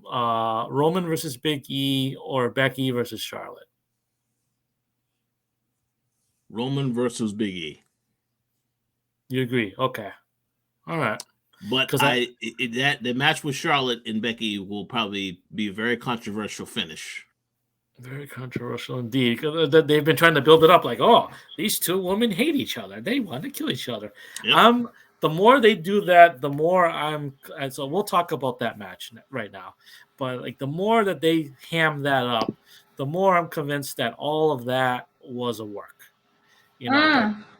That's like that we're gonna go and we're gonna tell the dirt sheets that these 2 really hate each other to really spice up this match, because our card is not really that appealing. So we need to have at least that one match where it's like that, because like these 2 have such a long history together that I find it hard to believe that all of a sudden they hate each other. You know, it's. I mean, you have best friends that get annoyed with each other or whatever, but like, I don't know, man. Like, I'm not buying it. So you have this match between the Raw Women's Champion Becky Lynch against the SmackDown Women's Champion Charlotte Flair. And you know how this all started was that the roles were reversed, where Becky Lynch was the SmackDown champion and Charlotte the Raw champion, and they were drafted to separate brands and had to do the title exchange, and that was a whole clusterfuck and all of that. And it's like, was that a shoot or was that a work? And maybe some of it was really a shoot, but I think that really they're just trying to, like, it's the same thing like you see with like UFC or boxing, where it's like these two fighters hate each other, but then at the end, like, oh, we're buddies, you know, that was a good fight and everything. You know, maybe they're not gonna hug it out in the ring after the match, but I mean, like, backstage, sure. I don't think that they really have that beef with you. I will say that Charlotte wins this, because that is who I feel like that is who they care about more. I feel that's who they care about more. Yes. I mean, all you have to do is look at Charlotte's resume. Okay. You think cared? The past tense is not present tense. So okay, so actually, Dana, I want you to close out this one. So, Rich, if you can go next, because I'm very interested to hear. I'm interested to hear everyone has to say, but especially Dana on this. But go ahead. Yeah, I want to hear what Dana has to say as well. So I'm going to keep it brief. First and foremost, I have to say, and I'm probably the only one on the panel that's going to say this, I don't give a damn about this match. And let me tell you why. Actually, I'm going to switch it. I'm going to switch it. I'm going to switch it to Becky. Oh, Becky, okay. I'm going to switch it to Becky because of the brands. Yeah. Okay, so here's the thing. Mm-hmm. The reason why I don't give a damn about this match, we've seen them have matches before, but it's also in the fact that you have told us as soon as Becky Lynch returned, you told us that she's a heel. In this match, she's not going to be looked upon as a heel. So already the creative direction of the character is off, because going against Charlotte, people are probably going to be cheering for Becky the majority of the time. There'll be some people cheering for Charlotte as well, but the majority is going to cheer for Becky because they look at Becky and they look at her history. And you remember when she went through this whole storyline of getting the belt, Charlotte was the person she had to go through. So that's why I say I've seen this match before. The whole drama of the belt exchange now adds another layer to it, because now they're telling you, oh, they really have legitimate heat. And I do believe there is some type of heat with them both. But what I will say is Becky is who I would say should win it, because when this whole thing happened, Becky was the only one that was professional about all of this stuff with the exchange, especially what you saw on the camera. Now, with that said, if they're concerned that Charlotte may actually leave, then they will have her win to try to keep her happy. So that's why I say it's an interesting dynamic. But if I'm WWE, I would have Becky Lynch win, because Charlotte, she could lose a match, it won't matter. But it's because of how all of the news they got about this and how it looked. You could visibly see that there is some type of tension between those two. So I kind of feel like for that reason, Becky Lynch is probably, because she has handled it with professional, she's probably going to be who wins it. But if something else happens, it's going to be because they need to keep Charlotte happy. But don't forget, they need to keep Becky happy too, because there was rumor that she might go Hollywood in sometime in the future. So they don't want to lose her either. So I don't think that's a rumor. I think her and Roman Reigns are going to go Hollywood in the future. And again, WWE, we decided we want to get rid of all these people. We don't want to build talent. So we'll be okay, right? Yes, we're the best company, the number one company in the world, according to us. So, but it's going to happen. Mm-hmm. Becky Lynch is going to happen. So she's preparing, and that's smart. She should prepare for other things that she can do because she already started doing that before she, thought about having a kid. So I think that's going to happen. But continue. Go ahead. So Dana, you've had a chance to, we've been flapping our gums here, but you've had a chance to kind of think it over.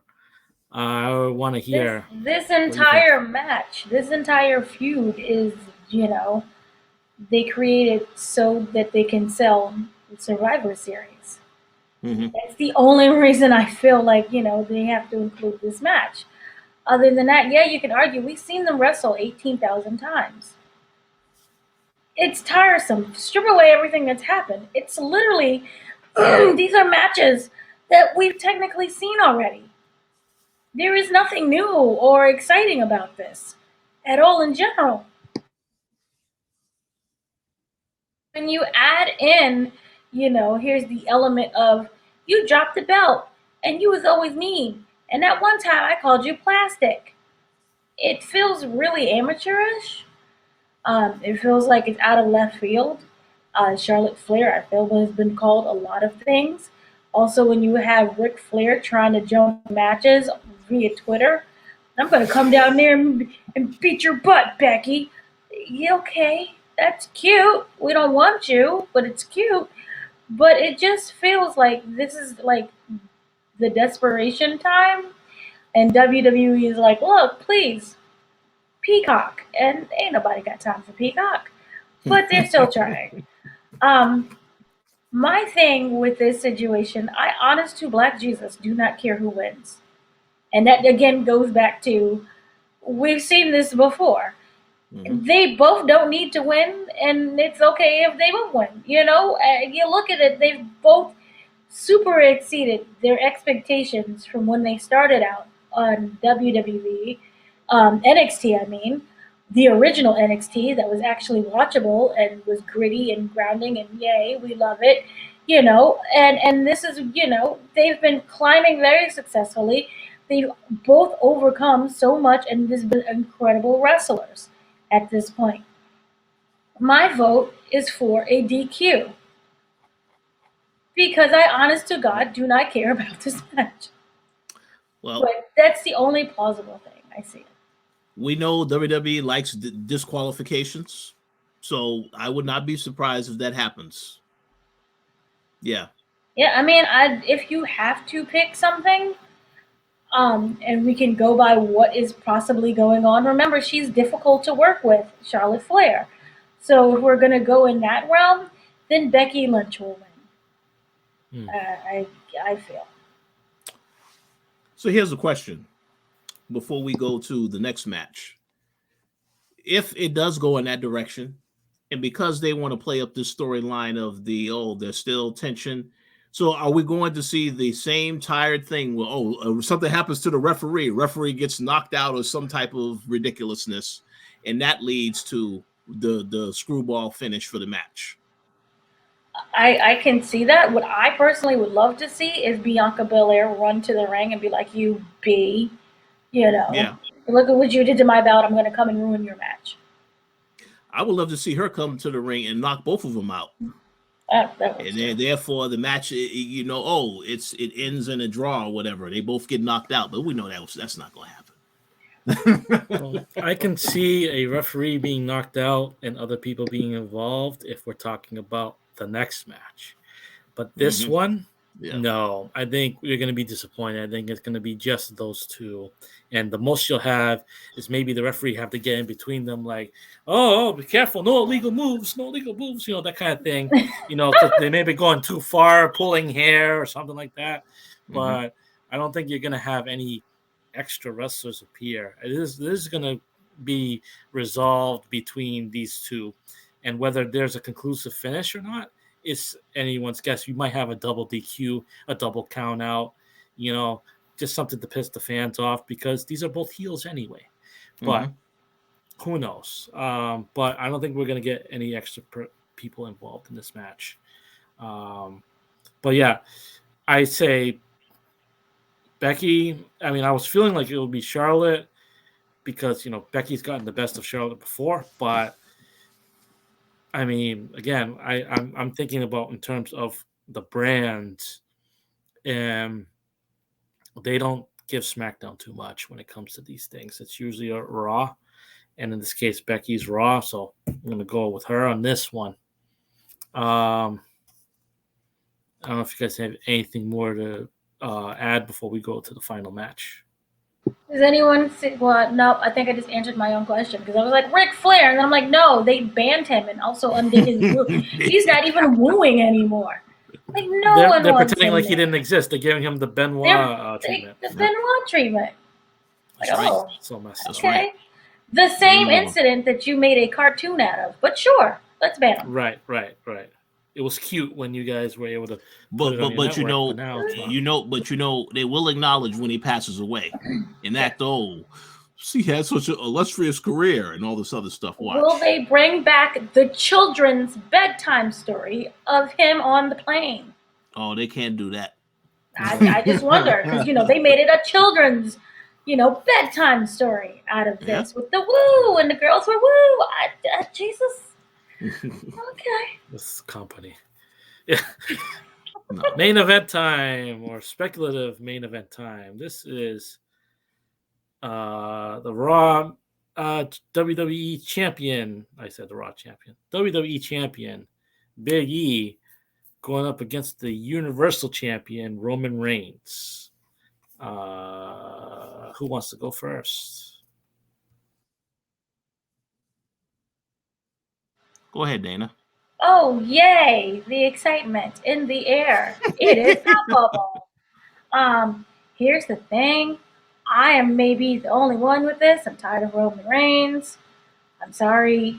He just always seemed like a one-note character to me. Just in general, always and forever.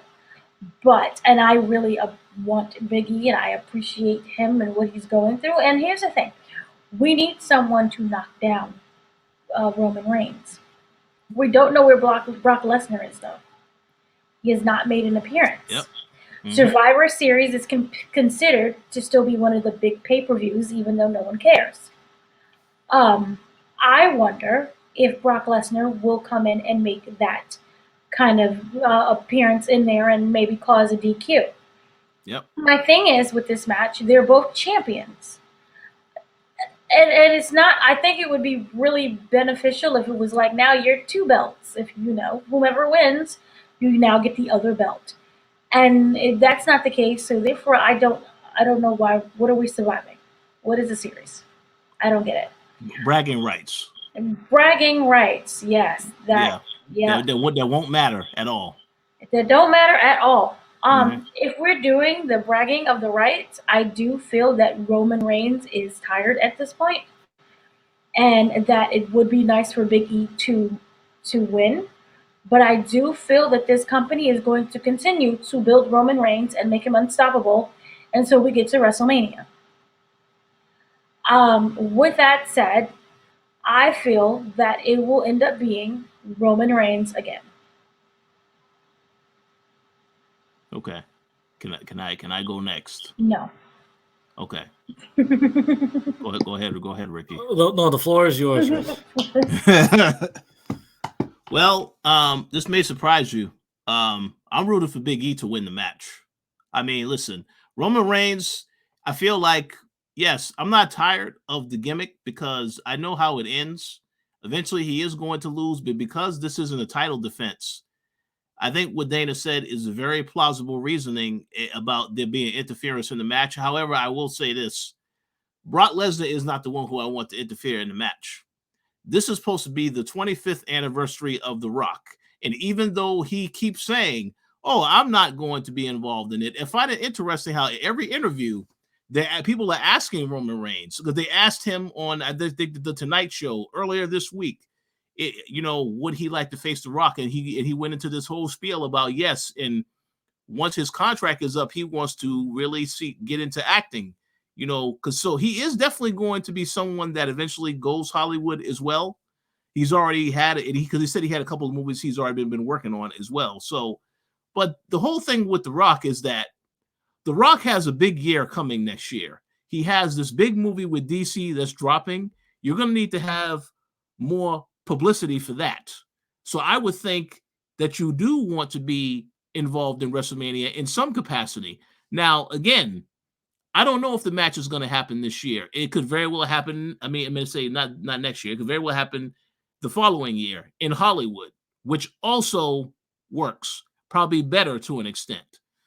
But what I do know is that Roman Reigns, I feel like that whole confrontation with The Rock has to happen at some point. It feels as though it should happen now because of the whole thing with this anniversary thing with this.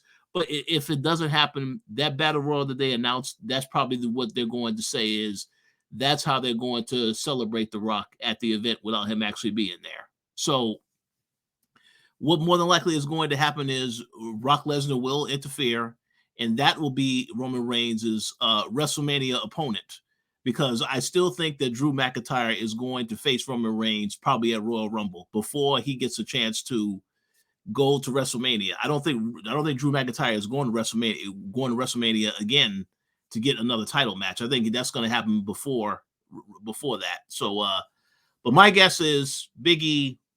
He's the one that deserves to win this more, I think, than Roman Reigns. Because if you're trying to establish this guy as a dominant champion, as a good champion on your other brand, and Raw is considered a bigger show than SmackDown, I think you can have Roman Reigns take a loss, especially if it's an interference by someone else that cost him the match.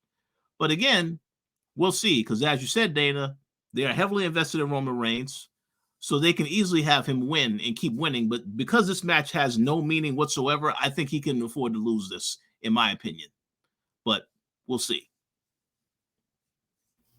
There's all the interesting points there, especially like, like Dana talking about, thinking Roman Dax getting kind of stale, but they're still probably going to try to protect him. I don't think that, I'm going to go with Roman here because, I don't think that Survivor Series is where, they're concerned about propping up Big E. They how, I said, they always do this thing where, if they want to build someone up that they don't care as much about, they just have them look good in defeat. And I think that's what's going to happen with Big E. He's going to look really good in defeat. And there's going to be all kinds of fuckery with the Usos because that always happens. And, I'm sure New Day will get involved to try to neutralize that. But ultimately, Roman Reigns is going to win this. And I think that's part of why I switched my pick to Becky, because I didn't see SmackDown taking both of those matches. Mm-hmm.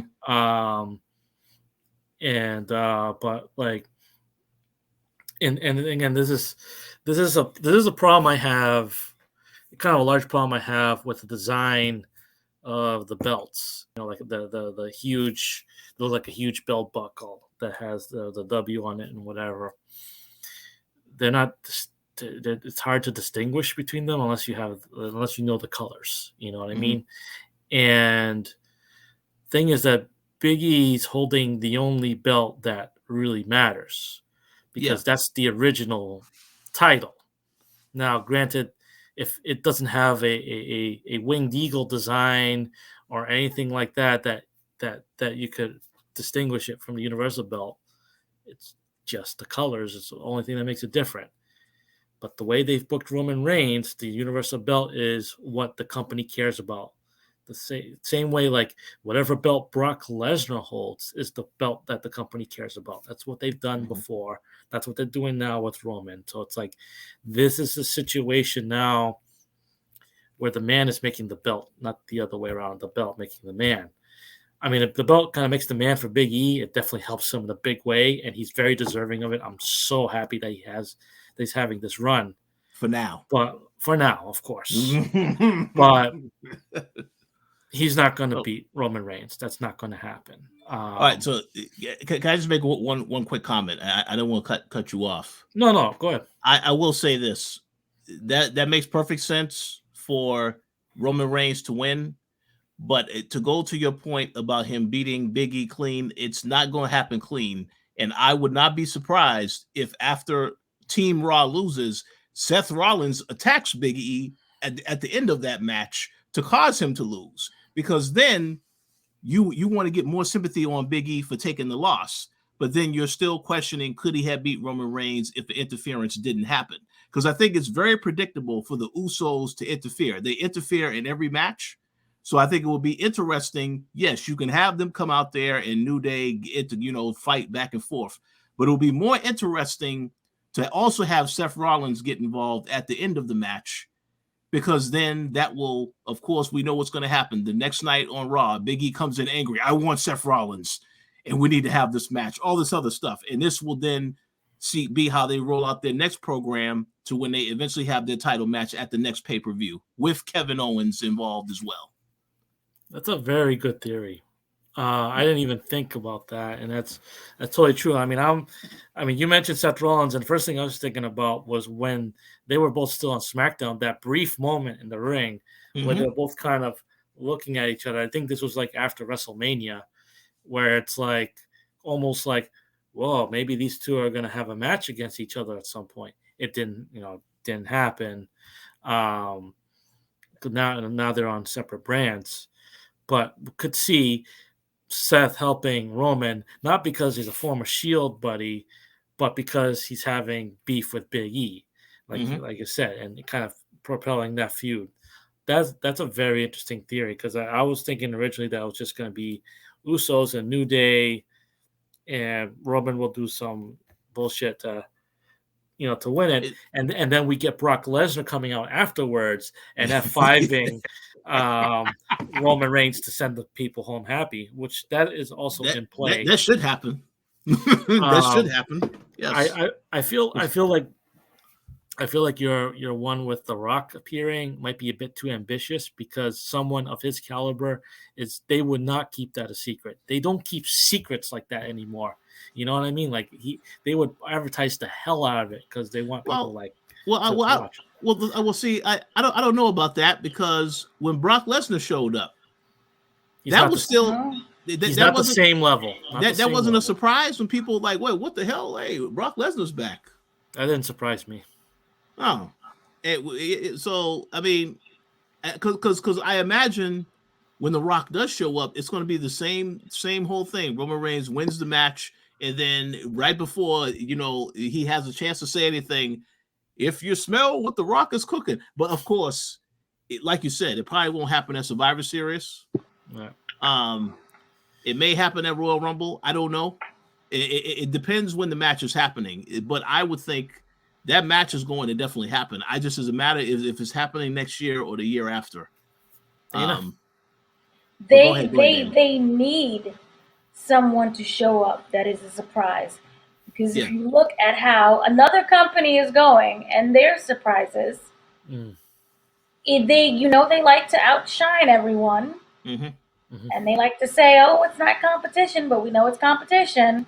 They need someone who is going to really be like, oh my gosh. Here's my thing. I don't feel that it's The Rock, even though it is named after him. I think that's what they're trying to do in order to attempt people to watch and think and speculate that that's what's going to happen. But we don't know what's going on with Cena right now. Yes, you can say he has a TV show. His show doesn't come out until January.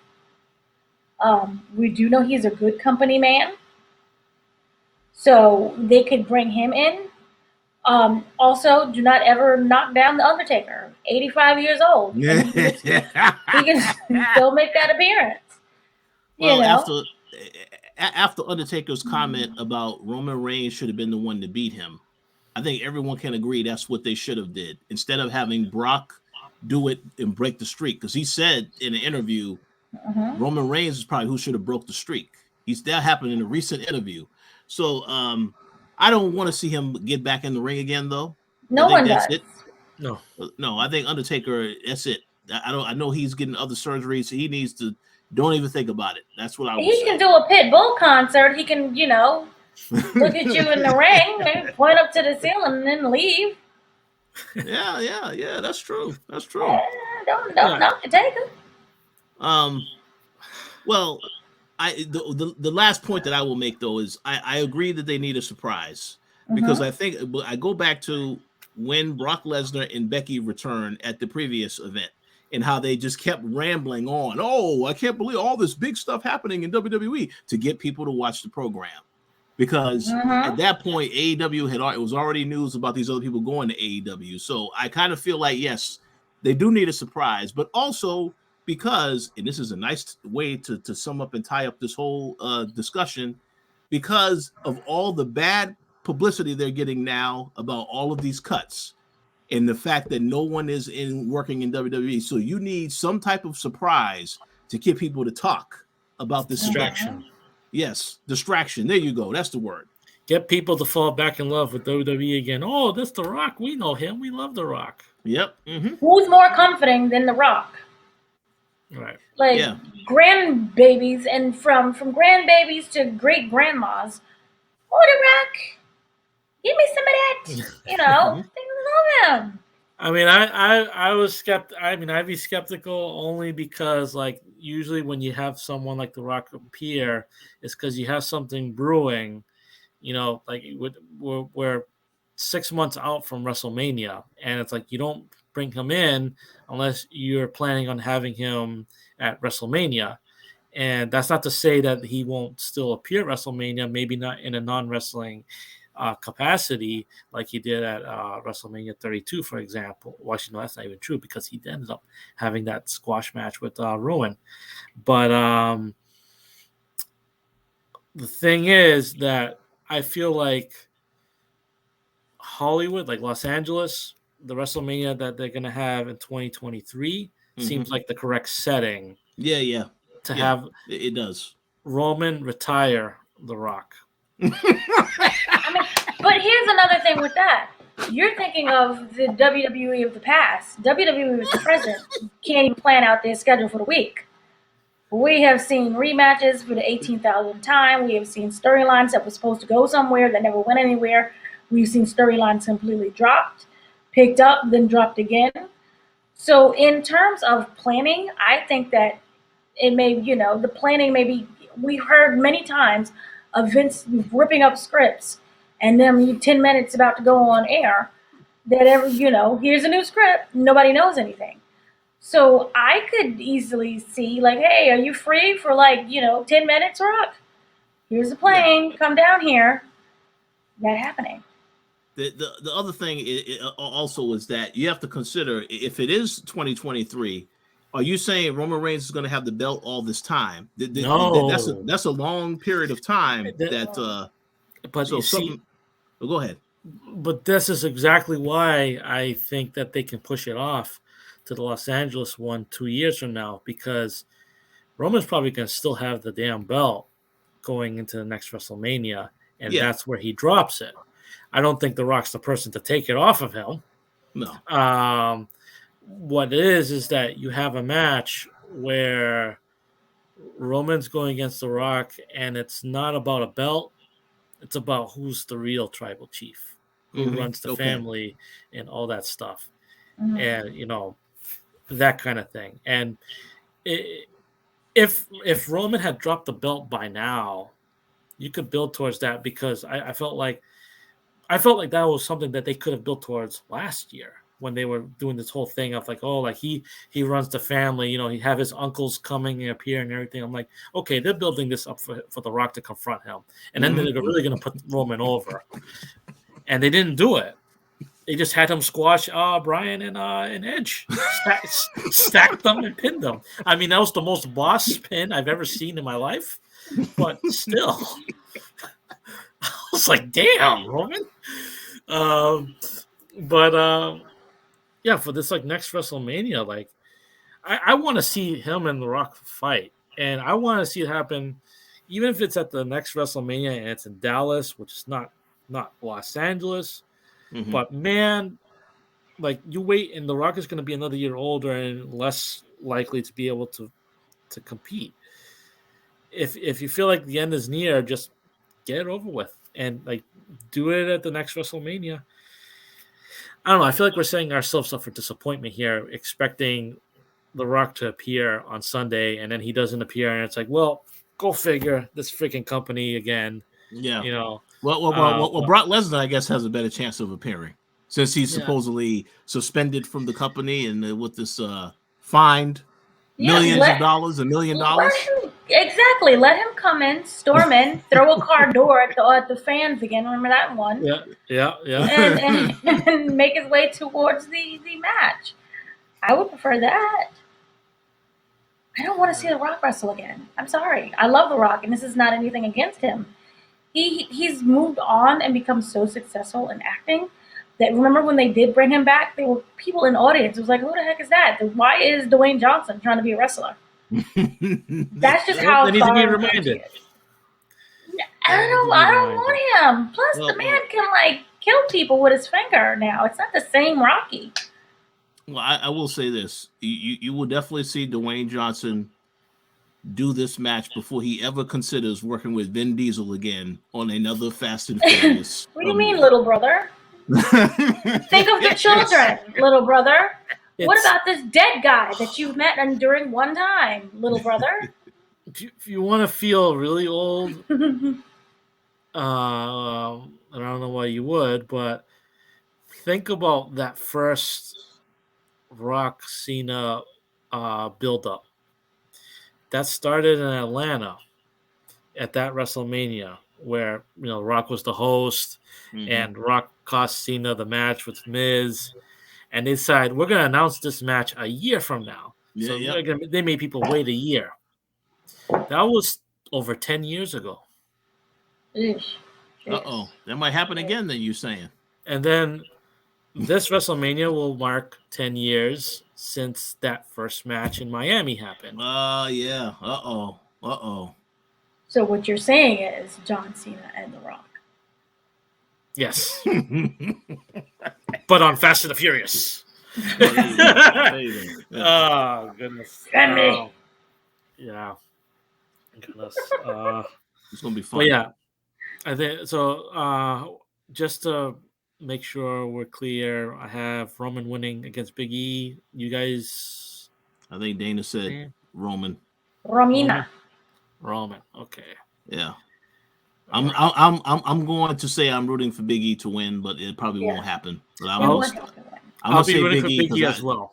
Yeah, I want to see what happens with Big E, because if he loses, they're not going to have him look weak in the loss. So it's going to be a reason why he loses. Of course. Interference by hopefully Seth Rollins, because I could already see it writing itself where Team Raw loses. There's a confrontation backstage, and Big E laughs at Seth Rollins. And Seth Rollins gets angry and attacks him at the end of his match. And then they discuss this on the next night on Raw. Yeah, get you to tune in. Is Big E going to kill Seth Rollins tonight? That kind of thing. And I'm still not going to watch, but I'm not watching either. But I will say this: it will be very stupid to hear later Adam Pearce getting angry. Team Raw loses, or Team SmackDown when he in storyline is talking about, I need to make both of these shows the best. So you get mad when one loses. Very stupid. This is how bad the writing is. So it's terrible. Absolutely terrible. So yeah, that is the Survivor Series prediction show for you. We hope it's more fun than we expect it to be. We could use some fun these days, but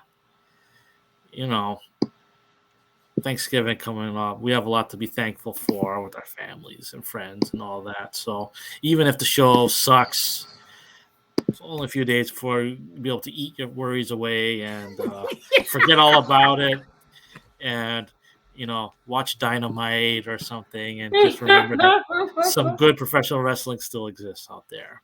I mean, AEW can be tacky too at times, but it is what it is. That's our Survivor Series prediction show. Any other thoughts on Survivor Series before we wrap up? No, I hope it's better than what we were expecting. Yeah. And my final thoughts on that is, if the Survivor Series is bad, I will be complaining about that the next time that we do a show. I don't care if it's a Royal Rumble. I'm going to talk about how trash the Survivor Series was. Yes. So So you can look forward to that at the next WrestleCast, which will be hosted by Richard Bailey Jr. and no one else. Okay. TLC. TLC. I think TLC is the next one in December. Yeah, I think it's the next one. I don't know for sure. I mean, whatever. But yeah. So we'll close this out with shout outs. I'll start and shout out to you guys, all the listeners. Koalition.com. Go to the website. Check out all the cool stuff there. Check out our podcasts. Follow us on social media. I'm Telos09 on Twitter. You see all the other lovely people there on the scrolling marquee. Thank you for supporting us and for continuing to listen to us ramble. Anybody else want to do any shots? Go ahead, Dana. Thank you to everyone who has basically listened to us ramble and who continues to listen to us ramble. So thank you for that. We do have a lot of upcoming things that is on the website. Upcoming, we do have a coverage of the I know it's 21st, the Lifetime Christmas movies. We do have that with interviews with Tia Mowry, Smokey Robinson. We're also doing a Lifetime. It's a really interesting conversation, not Lifetime, with Hallmark, where we break down the diversity, or as we know, the lack of diversity when it comes to the Hallmark Channel and how they're trying to change. It is a conversation with Cheryl Lee Ralph, that is a part of the association with the African American Film Critics Association. And we go into deep discussion from everything between why there aren't any black stylists in Hollywood and what it's like to having to have people of different hair textures and colors and races trying to do C4 hair. We do have that. We also have some fun stuff where I've seen the first 2 episodes of Hawkeye. That's all I can say right now. So we'll be having a review of that. I have legally can say that I've seen Matrix, whatever this is for. Oh, really? So, we will break that down in the upcoming. Yes, sir. Yes, ma'am. That exists. Wow. Yeah. So got a lot. Got yeah. a lot of stuff. Yeah. We have a lot of stuff. It's really interesting how you have to belong to a certain affiliation in order for things to open up for you in studios to be like, yeah, we like you. And I'm like, I was the same crappy writer y'all said no to, not just yesterday. All of a sudden you were like, yay. But yeah, we have that.